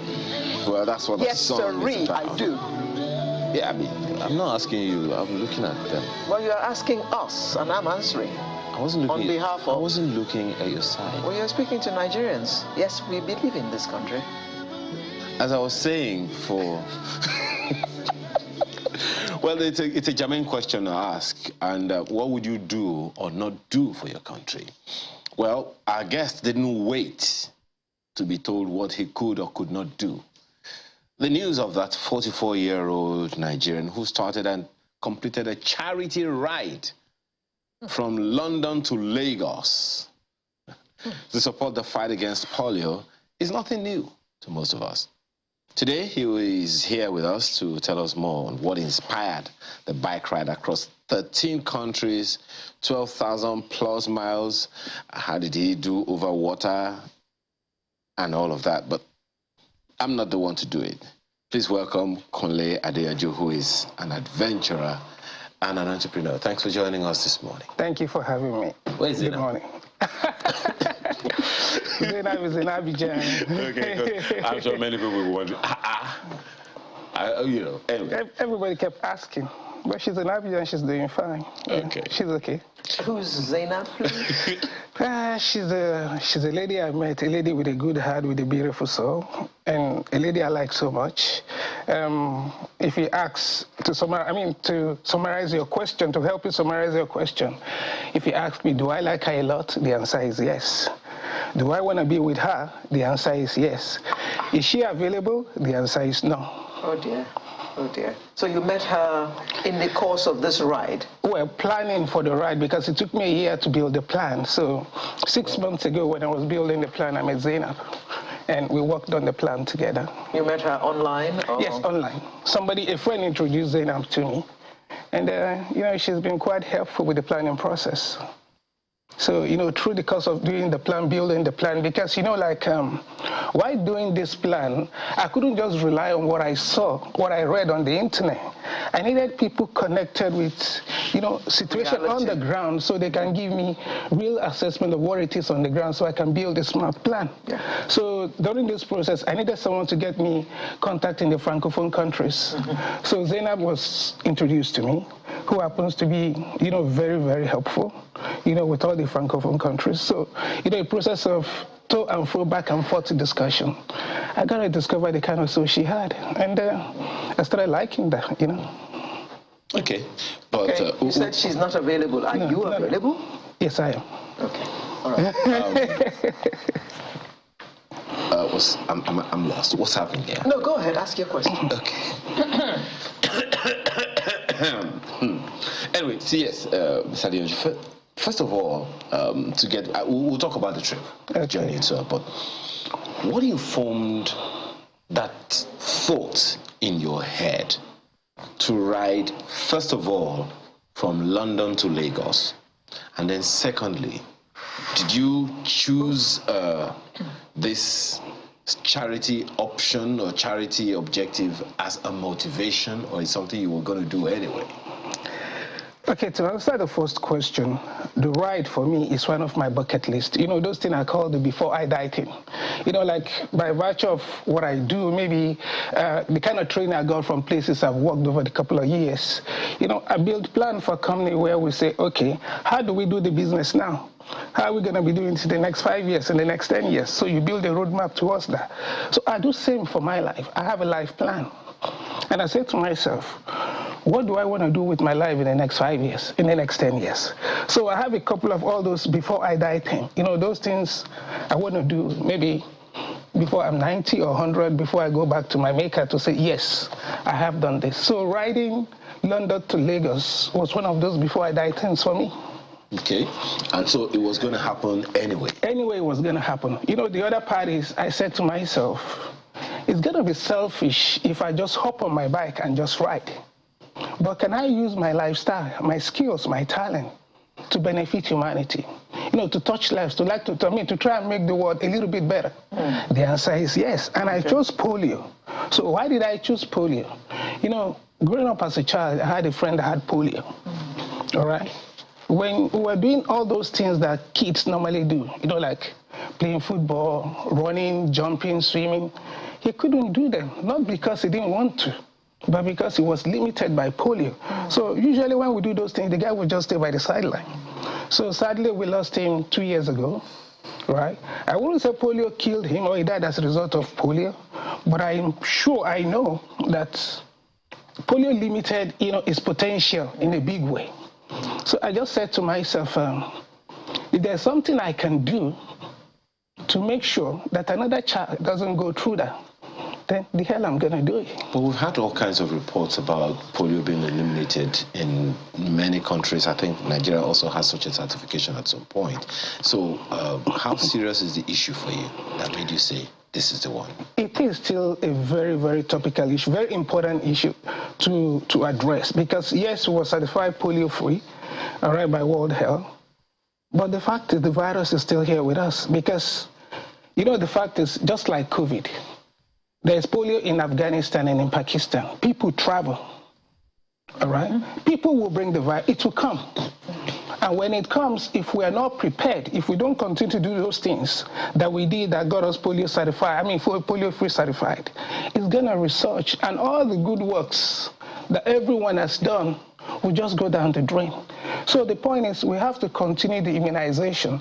We need to make sure that people don't become complacent. You know, when you get complacent, people drop the ball. And when you drop the ball, you know, you're open like for a soccer punch. You know, so we have to continue that immunization we are doing. We need to sustain the drive until, when, you know, like we can say all over the world that polio is totally eradicated. But before then, we are still vulnerable. So, in parentheses, is there anything else on this your bucket list that is to the service of humanity? Yes, there is. Oh, there. See? Okay, let me just take one step back, you know, just to tell you, you know, like, so that it's not just that it's starting from this. There has been a couple of some before. Like in 2008 and 2009, I climbed Kilimanjaro twice. And the first time in 2008 that I did the climb, that was actually to raise funds for HIV/AIDS orphan. So I did that. 2009, I climbed Kili again. Then I've done bicycle ride from Lagos to Ghana and back. I've done skydiving, I've done bungee jumping. You know, all those die-hard stuff, I enjoy them. So if you're asking me what next after this... the man is a thrill seeker. Is this why you're not married? I'm just kidding. Don't answer that one. Because nobody wants to become a widow before the time with all this excitement you have in your life. Let me ask you this. In the journey, as I said, we're going to talk about the journey as well. Yeah. But in the course of the journey, and you must have passed through rural Africa, rural communities, urban communities. You traveled through 13 countries, you said. So are there things in our lifestyles all across those countries that you've seen that could or do make us vulnerable to this polio? To the polio? Yeah, it's still the issue of vaccine hesitancy. The fear that, maybe, a lot of negative news have gone around vaccine. And that's why even if we look at COVID, I think in Nigeria, probably some months back, some doses of the vaccines were destroyed because they got expired and people didn't take them. Yeah. People didn't take them because of the hesitancy. People are afraid. So we need to break that fear. Because if you look at polio, we have the vaccine, we have the technology. But if we don't take the vaccine, look at the negative impact that will come back. So that is actually why, this strategy that I did a two-pronged approach, which is one. The key one for me, communication. Trying to break down that fear, that issue of vaccine hesitancy, so once we can break that ceiling, and people are ready, are willing, and the level of acceptance is heightened. That's a big plus. Then the other plus is raising funds for it.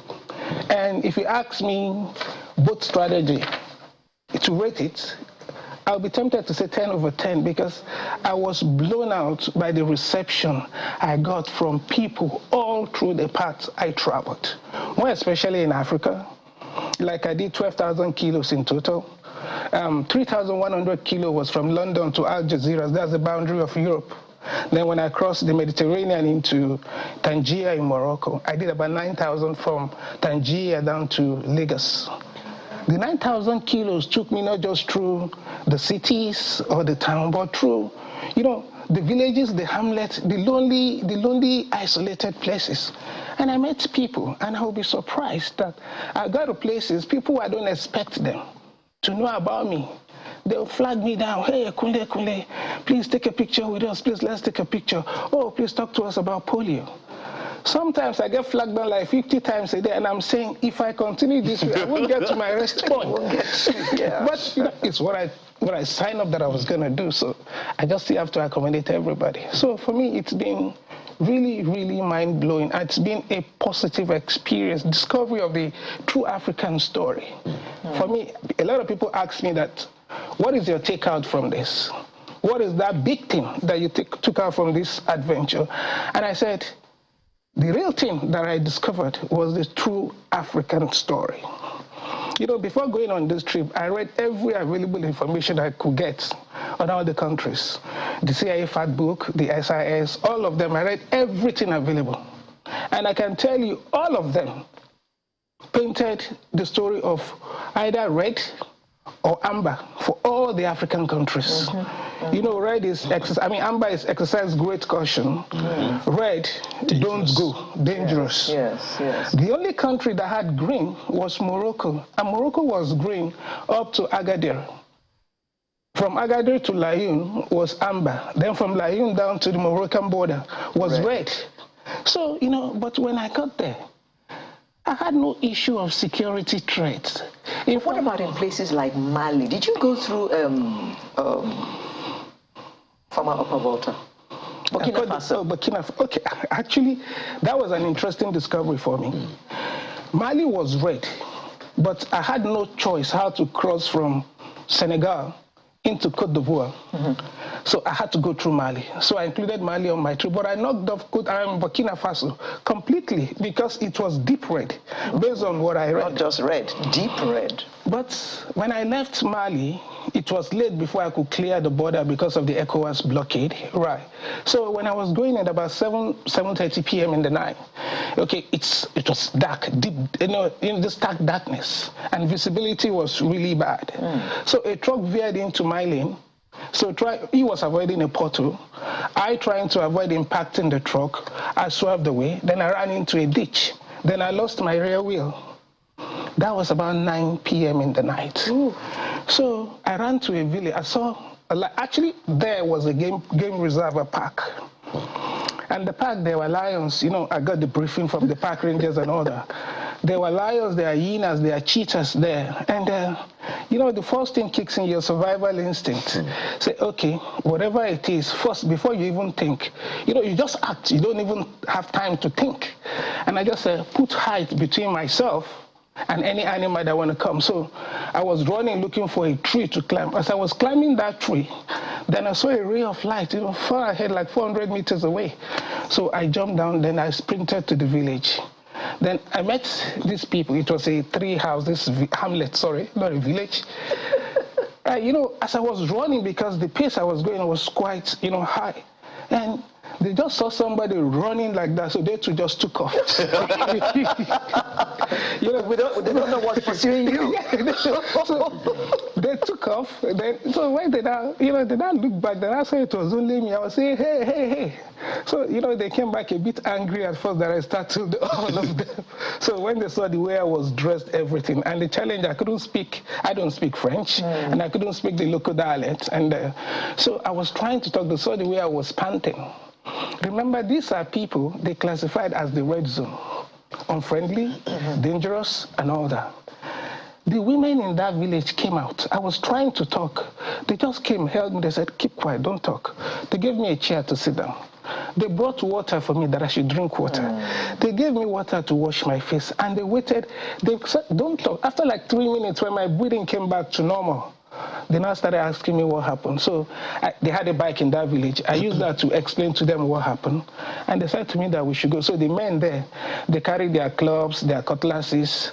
They followed me that I should get. I was just asking, why are you, you know, like with sign language, why are you carrying all this? So they too were telling me that, what if, like, you know, the lion comes or something like that. Oh, my God. So we got there. They helped me Such excitement. Yeah. They helped me to recover the bike. We walked 400 meters to where the incident happened. They recovered my bike for me. You know, we pushed, okay, on the way, I got network signal. So I called my interpreter that I left like 30 kilometers away. He just helped me, you know, interpretation through with the border communication. So I left him 30 kilometers away. So I told the guy to pick a vehicle and come rescue me from that village. It took the guy 3 hours to come back to me, to come pick me up. So it was like 12. So look at these people they call the red zone, the dangerous people, the people you don't want to have anything to do with. Just move, don't even go there. These are people who gave me water, who comforted me. They stood there with me. They didn't make me feel alone. And they stayed till 12 until my interpreter came with the vehicle. I left the bike with them. The following morning, okay, I went to Kai, which was 60 kilometers away from there. The following morning, we took a truck to come and recover the bike because the wheel couldn't fix, it was cracked. So we recovered the bike with a truck. And I tell you, I left everything on my bike the way it was. And when I came back, including my laptops, even the Garmin navigational system that I had there. Everything was there. When I came back that morning around 11, everything was the way I left it. Tell me, that is general hospitality, that is honesty of the African people. And that's what I discovered. That's green for you all the way. Completely green. And that's what I discovered all through. Even the Burkina Faso that Auntie was asking, I didn't want to go into Burkina Faso. I only went into Burkina Faso because I was denied entry at Côte d'Ivoire.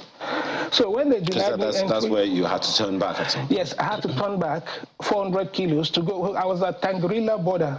That's the Côte d'Ivoirian border. So when they denied me entry, I had to turn back 400 kilos. And I went to Sikasso border, which is the one with Burkina Faso. Now, I told the riders, they communicated with the riders that I was coming. So I was going to be staying in Bobo Dioulasso, which was 250 kilos from the border where I was. So we decided to meet halfway. Because I set out earlier, you know, I covered 150 kilos before they met me. So they met me about 100K. But you have a Nigerian passport? I have dual nationalities. Nigeria and Irish. So why were you not allowed into Côte d'Ivoire? Okay, you know, from Mali, I was denied entry because of the ECOWAS blockade of Mali.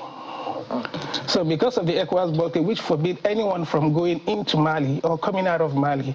So if I had to go into Mali, I need to get a laissez-passer to go in. Laissez-passer. So I got one from the Nigerian ambassador.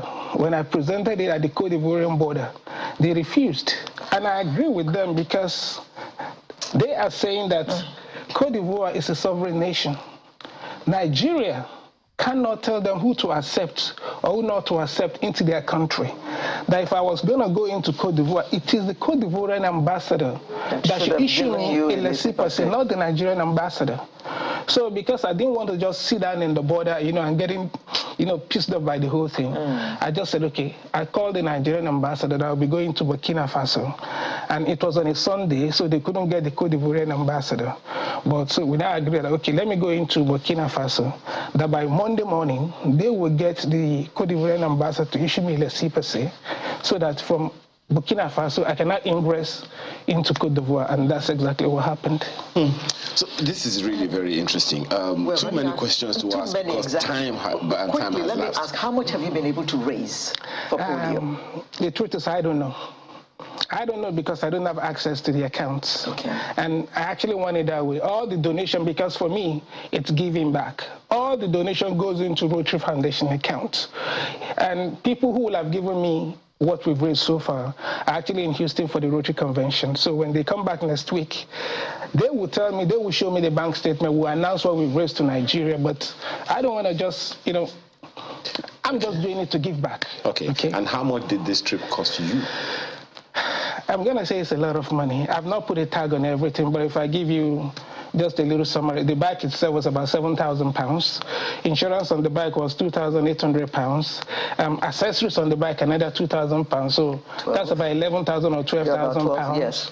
So now factor my accommodation, maybe $70 every night, my fuel, the toll fare, my gears, even my upkeep. So it's quite a lot. Interesting.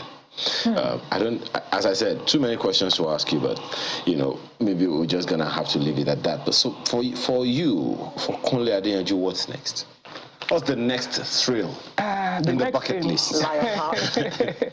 The next thing is I'm gonna be riding from Lagos to Israel, then from Israel, actually just passing through Israel anyway.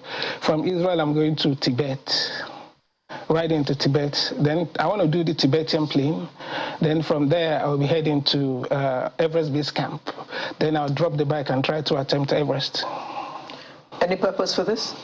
I'm going to tie it to... Just the thrill? The thrill, but I'm going to tie it to a humanitarian cause also. Okay. But for me, the thrill. Okay. I was going to ask you about Zainab again. I think I'm just going to have to leave it there. Because when you say she's not available, the question would be why? But don't answer that. If you don't answer that question. But why anyway? Don't answer that question. Why? She's not available. Okay. Why she don't answer. Kunle Adenyanju, an adventurer and an entrepreneur. Thank you so much. Otherwise known as Lionheart. Otherwise known as Lionheart. An eagle. Is there an eaglet somewhere? No, only eagle. Only eagle. Okay. I hope you have been able to repair eagle's leg. Yeah. Thank you so much for being a part of this program this morning, and we can only wish you all the best. We will be here to give you all the support you need. Thank you. To ensure that this gets done. The word goes out that we should leave no one behind. Thank you so much for having me. So, what's next after now? Some shouting. More on that after now. Stay with us. Okay, now we have a shout. I think we have been here before, actually. We have retired senior members of staff of the defunct National Electric Power Authority / Power Holding Company of Nigeria. And they are demanding the payment of all their outstanding entitlements. Well, when they were privatized, some agreement must have been discussed. Yeah, you can imagine how many years after. And we're still here. Just in the course of the week, the post-consolidation of banks Oh, yes. Those I saw ones that. was just resolved after almost 20 years. That's just been resolved now, and that's just for the judgment. Execution, that's another matter altogether. And now this. Well, they will be happy if theirs were resolved as well. We have Mr. Oladimeji Dumoye and Mr. Oladotun Ayodeji. Good morning, gentlemen. Good morning. Okay. Consolidation. Privatization. Now you put this bank thing in my head. No, it's just the title of a song. That's the title of a song. Okay, so privatization was what, 2011? I think 2000 and they found, okay, initially what happened was there was this restructuring as of 2000. Okay. Asking some staff to go. And then staff later, of which organization? NEPA or PHCN? NEPA. Shortly after that, the name was changed from NEPA to PHCN. Okay. And after that, by 2013, they had the final unbundling. Okay. And before then, we had left. Okay. At what point did you all leave? Myself and himself and a good number of us left in 2000 during the restructuring era. In restructuring era 2000. In 2000. Yeah, 2000 to be precise. 2000. Exactly. Yeah. So that's 22 years ago. Yes. So, Mr. Ayodeji, what is the position now? What is government saying now? Actually, that is why we are here. The true position of things is that the government has no fault in this our case, because the government has done their own part. Okay. The Enabling Act, Appropriation Act, have been signed for our money, for all our outstandings. Okay. And fully funded. If it is not funded, okay, we will know it is not funded, but it's fully funded. So through NEMCO and PITAT. The problem is now to release the money for the owner. For the past 22 years, some are still waiting. So where is this money domiciled right now? Well, thank you, madam. What happened is that we started agitating as of 2018. We had our first picketing of PITAT Lagos Liaison Office at TBS. What office? Lagos Liaison Office of Pension Transition Arrangement Directorate at TBS, Lagos. Now, we met with the sitting director of that particular office, who told us that really all these our claims are authentic and all these monies are domiciled at CBN, that they have not had any release of funds from there, and they will get to pay us this money after a biometric exercise has taken place. Okay. So it is CBN that is supposed to release the money to the pension people to pay you. Well, that was the statement of the woman. We don't know exactly where the funds are. She told us that, Mrs. Onofowokom. Okay, so because I can see that you have approached the offices of Mr. Femi Falana, on this. So how did that become necessary? Yes, it became necessary because after the picketing of that office in 2018, the biometric exercise came up in 2019, and they told us shortly after the biometric exercise, all our standing entitlements were paid, and nothing happened. Thereafter, we decided we were going to take our destinies into our hands by, the union, the sitting union, that is the Nigerian Union of Pensioners and Electricity Sector, that is to oversee our well-being and welfare. We couldn't find them. At that point... What do you mean you couldn't? Don't they have an office? Well, they have offices, but they are not really doing anything. They are not doing anything. I had the time and the space to contact the secretary of the group, who gave me audience, and we met, we discussed what are the challenges, why are we not getting all these entitlements. There are clear documentary evidences that shows These monies have been made available, but we have not gotten it. What is going on? What are you people doing about it? We heard, myself and my colleague, Mr. Ayodeji, had like 6 different meetings with these executives. Thereafter, nothing came out. In between, we had a press interview on TVC, 24th July 2020. Nothing came out of that. They too held a press conference in Abuja. Shortly after that press interview in July, they had their own in September, showing the whole world that they presented documents and letters to the office of the SGL, the Secretary to the Federal Government. Thereafter, we had nothing. After this, we concluded, no, something is going on, and nobody's ready to take our case up the way it's supposed to be taken. Then we consulted Mr. Femi Falana. Gave him to sue who exactly?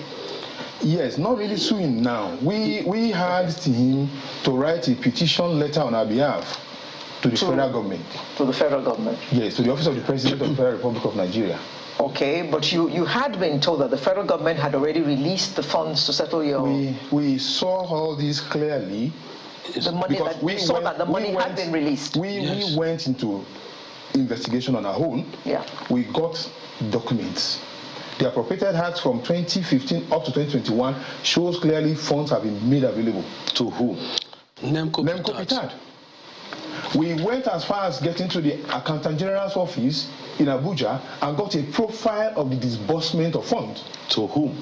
To NEMCO Pitad. Okay, there is a letter, one of the letters that, correspondences, and I think this one was written to you, actually, the coordinators of concerned PHC and pensioners, saying that, it's dated March 17, and can you speak to that, yes, Mr. Ayodeji? Yes, thank you. Yes, the letter after our protest, we went to their office. We gave them our prayer. That is what we want from them. Then they replied us based on that letter. Yes, letter. We saw the reply, but most especially the one that connect with or concerned with 33% was not actually clear to us, because we saw that 33% is our right. It's government policy on every workers in the federation, including parastatal, both on everyone on consolidated salary. They are inclusive inside that circular, but exclusively and doggedly they left out PACN pensioner, where they isolate NEPA pensioner that we are not qualified for that 33. For what grant? Okay, I'm still at a loss, because I've seen all kinds of letters, even from Salaries and Wages Commission. I'm just wondering, if the money has been disbursed, you have it on good authority that it has been disbursed, and it is the responsibility of PITAD and NELMCO to disburse to the pensioners. What did they say is the reason for the hold-up? Yes, thank you very much. What really happened is this. We got those documents, and they are not unaware of it. It's in the public domain. It's a federal government gazette stating clearly that these entitlements have been released. And nobody's saying no. NEMCO, let me just take it from this point. NEMCO, Nigerian Electricity Liability Management Company, was established in 2012 to oversee the liabilities, assets, and debts of former NEPA PACN. Now, this was supposed to operate for like 18 months. After that, NEMCO should cease to be. Now, what happened then was that initially NEPA was paying, the NEPA arrangement was paying our pension right from 2000 when we left. They started paying us our pension money on a regular basis. But at the time the unbundling came up, I think prior to the unbundling in 2013, 2012, we from nowhere, NEMCO was established, and then before we knew it, NEMCO started paying our pension. NEMCO was never a PFA. NEMCO was never a PFA, and we were surprised because they were given, the union executives that attended the meetings with the government were given the options of having our pension payment transferred to Transmission Company of Nigeria, that is the last vestige of old NEPA, wherein we have this superannuation fund that is existing for many years, where funds for payment of pension and the rest of it will be drawn. We don't know what has happened to that fund today. We just found ourselves with NEMCO, and NEMCO started funny games. Delay some payments, some months payments of pension for a while. Thereafter, we now have PITAD coming up in 2014. PITAD came up, and NEMCO said he has transferred every matter concerning us to PITAD. And PITAD never said no. Those letters are there, if you can see, they are attached. Now, NEMCO handed over to PITAD. PITAD took over. From then, the matter did not get any better. It didn't get any better. Funds have been released. And we're surprised that the Appropriation Act will read NEMCO PITAD after 2014, when NEMCO handed over to PITAD. The disbursement of funds for our pension continues to come through NEMCO and PITAD. By what we know, PITAD should cease, NEMCO should cease to be part of the whole scene. But surprisingly, NEMCO still features. Every year from that 2015 up to now, it is still NEMCO PITAD. We see a lot of irregularities embedded in that.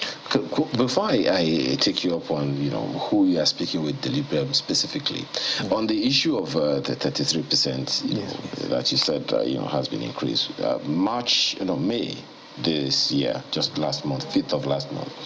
I don't know if you're aware of that statement from PITAD, Pension Transitional Arrangement Directorate, that says that while the president is very committed to the welfare of pensioners and all, there is that circular released by the Wages Commission that the retired staff of the defunct PHCN are not entitled to the pension increase of 33%, and that after several engagements, the president approved implementation of 9.7% increase in the pensions of ex-PHCN retirees under the defined benefit scheme. You want to speak to that? Yes, I want to speak on that.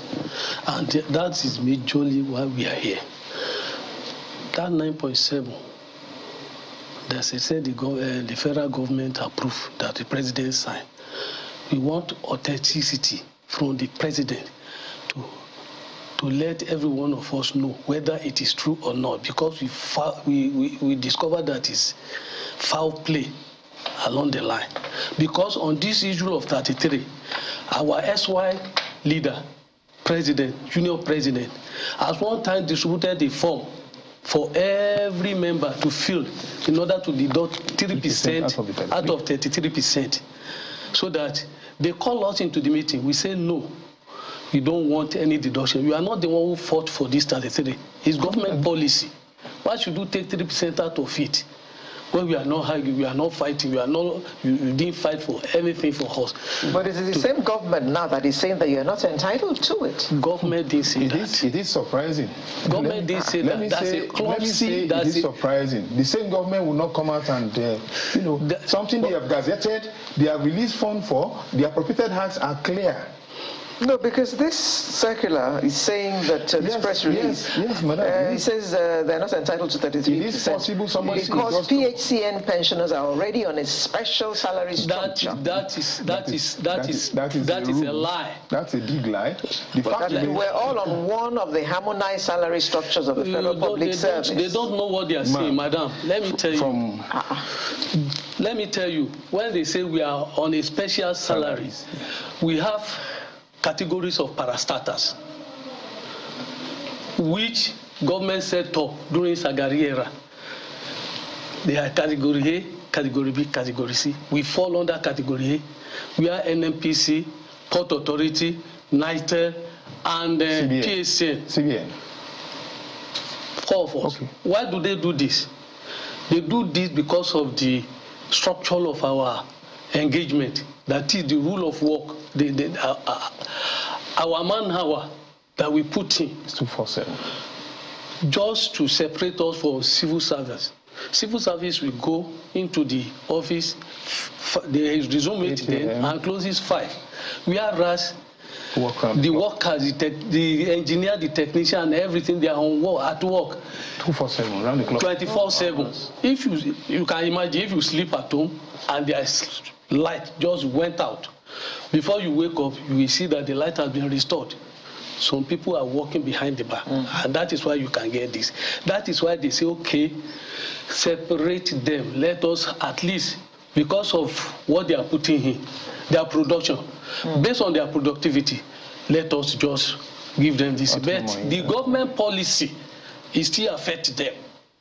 And that is how to differentiate. Yes, if you say you don't want to, you can't put them on stagnation because you say this they are on special salary and the government increases salary. You put them on. What will the parity be? But we also understand that there's been a letter sent to you, Mr. Dumoye. This really says other related issues as it concerns this group of pensioners have since been communicated to the coordinator of the concerned PHCN pensioners, Mr. Dumoye, via a letter since 2021.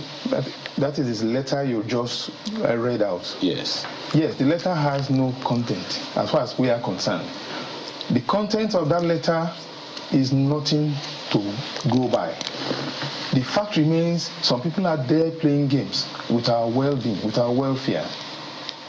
We are no fools. Okay. So we are no fools. And the point here is, these are documents. We have them here. They are here. They've gone as far as tinkering with the superannuation fund that is supposed to be used to take care of all NEPA pensioners till the last one. They have tinkered with that.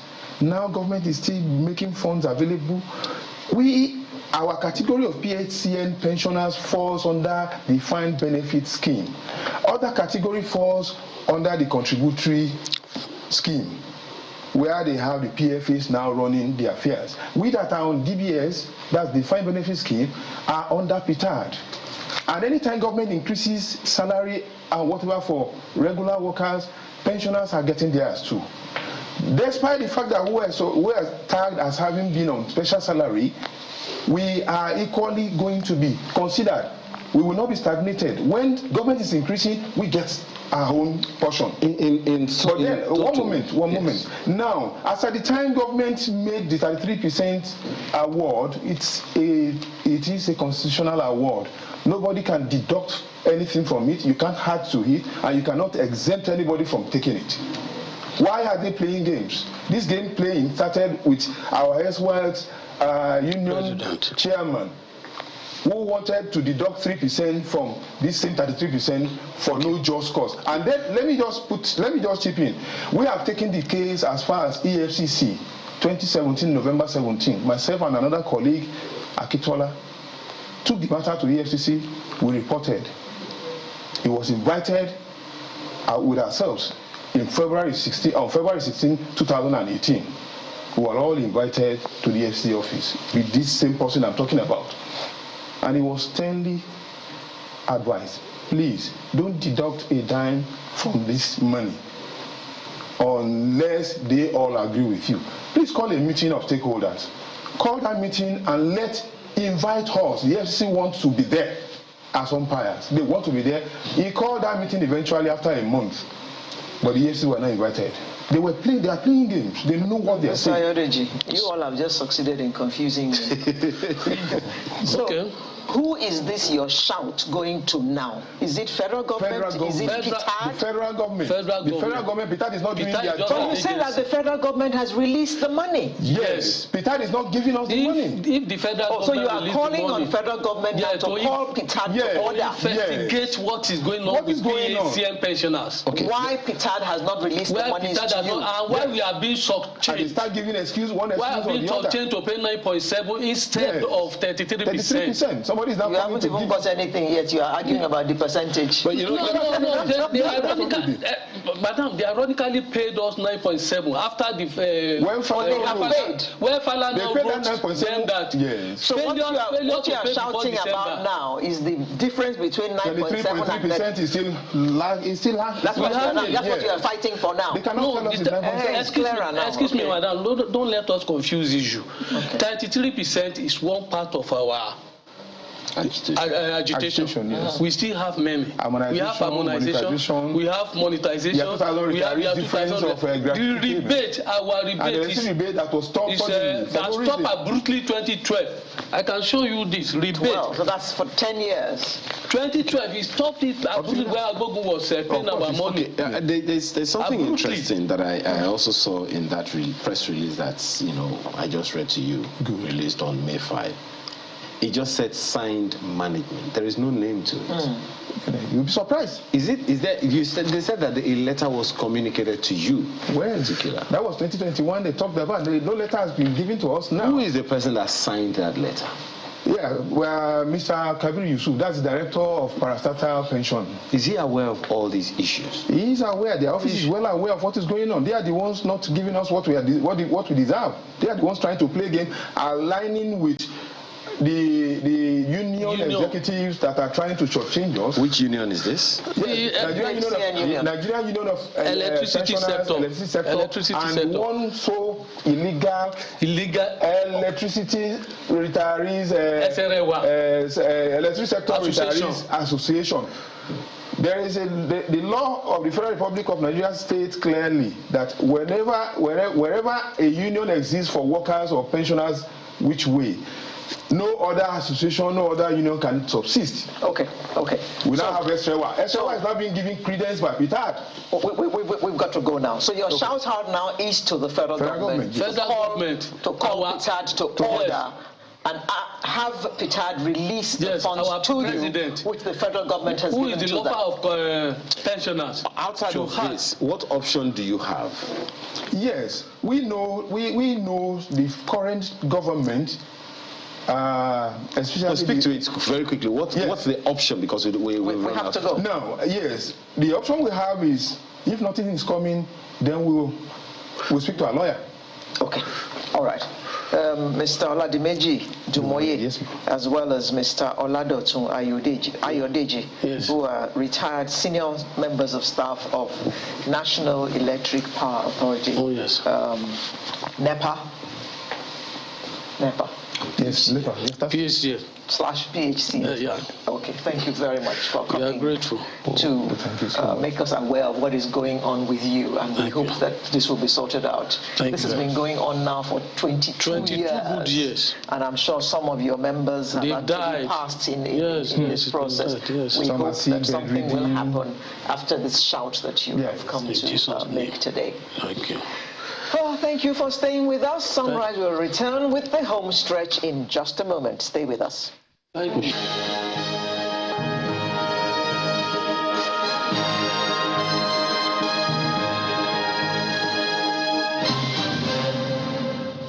So the home stretch begins with a she. No, don't stop looking at me, please. That's not you. Our guests. I've said that this man has eyes on the side of his head. Artist of the week is Bolts. No, it's not the cab ride. Temilade Judith Oyebola Oyegoke is our guest this morning. She's an actor, a filmmaker, and has a new project in her kitty titled True Blue June. Thanks for joining us this morning. Thank you for having me. Thank you for having me. Oh, how coy, how sweet. Okay. Sorry. Iron is infecting infectious disease. IDH. So first of all, tell us about yourself. Acting is most certainly not for the lily-livered. So tell us about yourself. How did this begin for you? Okay. You already said my name, and I love movies from child. Like when I was little, I want to do every movie. I want to see them, or what have you. I want to read movies, but my late father wouldn't let me. I don't blame you. Yeah. Why? Everybody wanted their child to be doctor, lawyer, engineer. That's right. You want to go and act? I like me. No, no, I have reservations. Okay, so but going through school and this keep coming is what I love to do. I let my dad have what he wanted me to be. I read economics, and then. And you gave him the Bali? No, not that. Oh, okay. Because that's what some people did. Daddy, this is your own take. Okay. Now I will go and do my own. Yeah. Okay, so I joined the Nigerian police, and from there, I had the time to meet people who come to my house to film. Sorry, please. Did you say police? Yes, I was. Police? I was. You were in the police? Yes. DPO? No, I served and left voluntarily, yes. You were in the police? I was. Police woman? Home and abroad. I was in Houston Police too. Oh. Okay, all right. Okay. I had opportunity to meet actors, and I was loving it when they asked to film in my house. Then I talked to a few of them, and they said, oh yes, you can partner. I wanted to feature, and then somebody tell on me, my little sister tell on me, then told my dad, some actors are in the house, and my auntie is filming. And then when the call came in, I had to back them by. I started pushing people, producing with them. I do corporate producers and all that. Scripts down, stories. Okay, come and do this for me. And that was how it began. That was 2010. Wow. So I got my liberty and I moved to America. Then I told my dad, I love entertainment. He said I should be a nurse. So I registered as a CNA. From CNA, I got my LVN. Dad, I'm a nurse. I love caregiving. So I want to do caregiving job and do entertainment. Then he said yes. Well, you are now a nursing actress. Yes. No, a policewoman, nursing actress. Yes. You must put all there. But the three are important part of... So you are no different from chief prophetess doctor. Alaja. So you are no different. Okay, so in getting into... That must have been quite a dicey one for you. I'm asking this because of so many people watching now, right, who may be in the same pit as you, if I can use the term, because transiting careers is a big decision. Yeah. For many people, it's not an easy one. So how is it easy for you to either marry the two or eventually say, okay, I'm going to drop this police thing? I don't know. Have you dropped off to face one? I left the Nigerian police 2010. Okay. Yes. And you have not looked back? No. Okay. And I didn't regret that I joined them. And I am happy that I left the first two. Okay, so you are no longer in the police? No. So we can drop that title? Absolutely. Okay, so please take note. Now the one that you're still a nurse? I am. You still are, working as a nurse? Yes. Okay, so you are a nursing an actor. Actress. You can also call me an entrepreneur. I do business. Okay. No, of course, you have to do business to be a producer of a movie, right? Okay. So how has it been, this transition or marrying these two completely different careers? How is it? Okay. Caregiving is a lifestyle for me. Caregiving is not just about the medical part of it. It has to be from inside of you. You cough, I want to ask if you're okay, if there's anything I want to do for you. So that's from me. I like that. So, and in course of duty, I love it more while I was practicing. And I don't think I can retire from that. Okay. Yes. Okay. And acting, like I said, I wasn't born actor. But even if my parent would not let me see some movies, I can back then I was going to go to church. Then I would go to my friend's place and see my favorite shows. Oh, you're looking at her.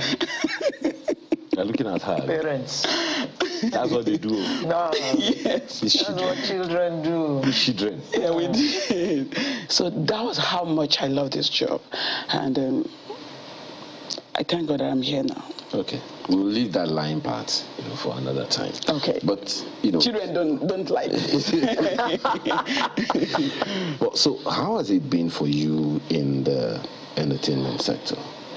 What's the story been for you? How easy has it been? Is it the same way inside what you were looking at from outside? No. But I guess focus and decision I already made a long time ago is getting me on. To tell you what, every distraction and tips to frustrate you out of this passion, if you mean to do it, is available for you. Yeah, somebody smiling next to you do not actually want you to be here.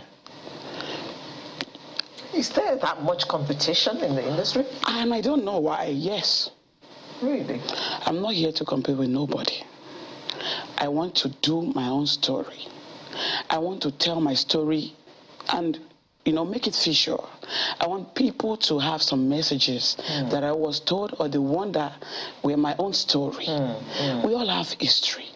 Africa kept their history. We didn't write them. Now we have every avenue to write them and then showcase what we feel is a story. What have your main stories been? What have your main messages been? My messages has always been about kids, women, family, and politics. Okay, and you have a new movie out? Absolutely. True Blue June. Yes. What is that? First of all, that name, True. Blue. I understand the English. Blue. I understand it. June is a month. So, what's the marriage? Okay, then. I wouldn't want to talk about just True Blue June without giving the credits to the people who I work with and from whom. We were working on another project, Orosu, a warrior, a woman, an Ondo State story. And then my man said, nobody has told June's story. And then... Who is June? Okay. June is you and I. We are all champions of June. Every man? Yes. June is... In Africa, especially in Nigeria, we want to take an holiday on a June 12th. And, it's a democracy day. There are stories and history before that day.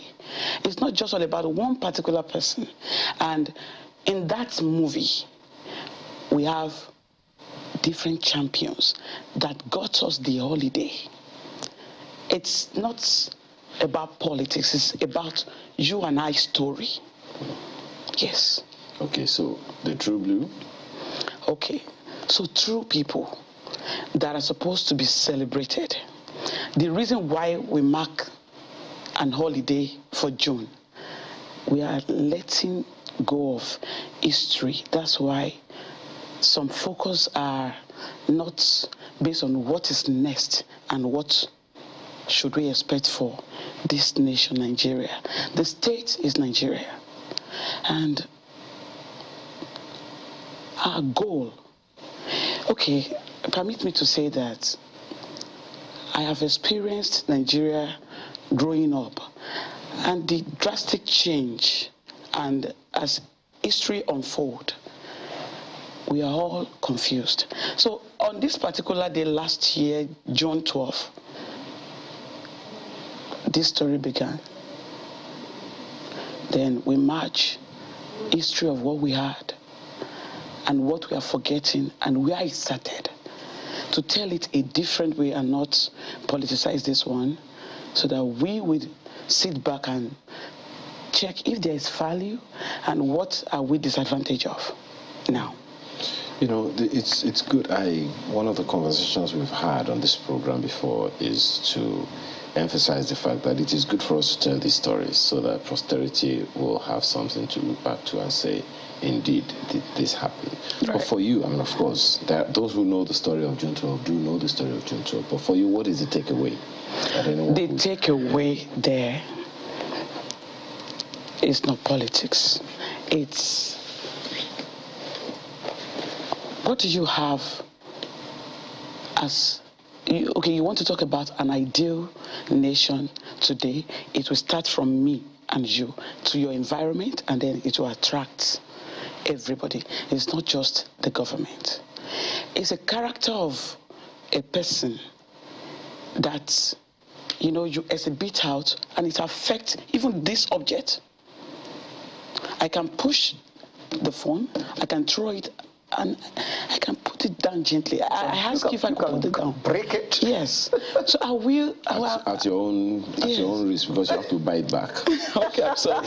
So it's an intent. So we need to work on. Everybody we all have a lot to work on, and that's a True Blue June. Okay, that's True Blue June is showing now. No, on 24th of June. Okay. And then the premiere is 12th of June. Of course. June 12. The famous June 12. Yes. Oh, yes. June 12. So that a True Blue June is now done and dusted. Absolutely. Excuse me. What next for you? Okay. What's coming next is Ori and Orosun. Ori? Yes. Song like never before. Okay. This has music and actors, entertainment, info, but we are telling a deep story. Okay. When are we expecting that? We should be looking at September. The woman is busy. People call you OT Bolts. Where did that come from? I didn't see Bolts in all of your name. All right then. Yes. Because bolts looks like, not bolts and nuts. Okay, but it's a name. Okay. My darling, permit me to say boats to them because I owe you, right? You do. Okay then. OT, because American will not call your full long name as an African princess. Temilade Judith Oyebola Oyegoke. No. So I got OT from job. OT as a police officer? No, Memorial Hospital, Houston, as a Texas. Nurse. Okay. Yes. OT meaning? Oyebola. And? Temila. Oyebola Oyegoke Temilade. Okay. That's OT. The boat there was my ex in America. Your ex-husband? Yes. But you were Mrs. Bolts? I was. Oh. Okay. Okay. Okay, so the name is Temilade Judith Oyebola Oyegoke Bolts. Yes, but because that's my name in America, and then because entertainment for me, all of my colleagues and fans already know Bolts. We were divorced a long time ago. Okay. OT Bolts. Yes. Okay. But I'm OT Oyebola Oyegoke Odimaya. So I was actually looking for bolts in all of your names. I can't see L. So you can just say OT Odimaya. OT Odimaya. Yes.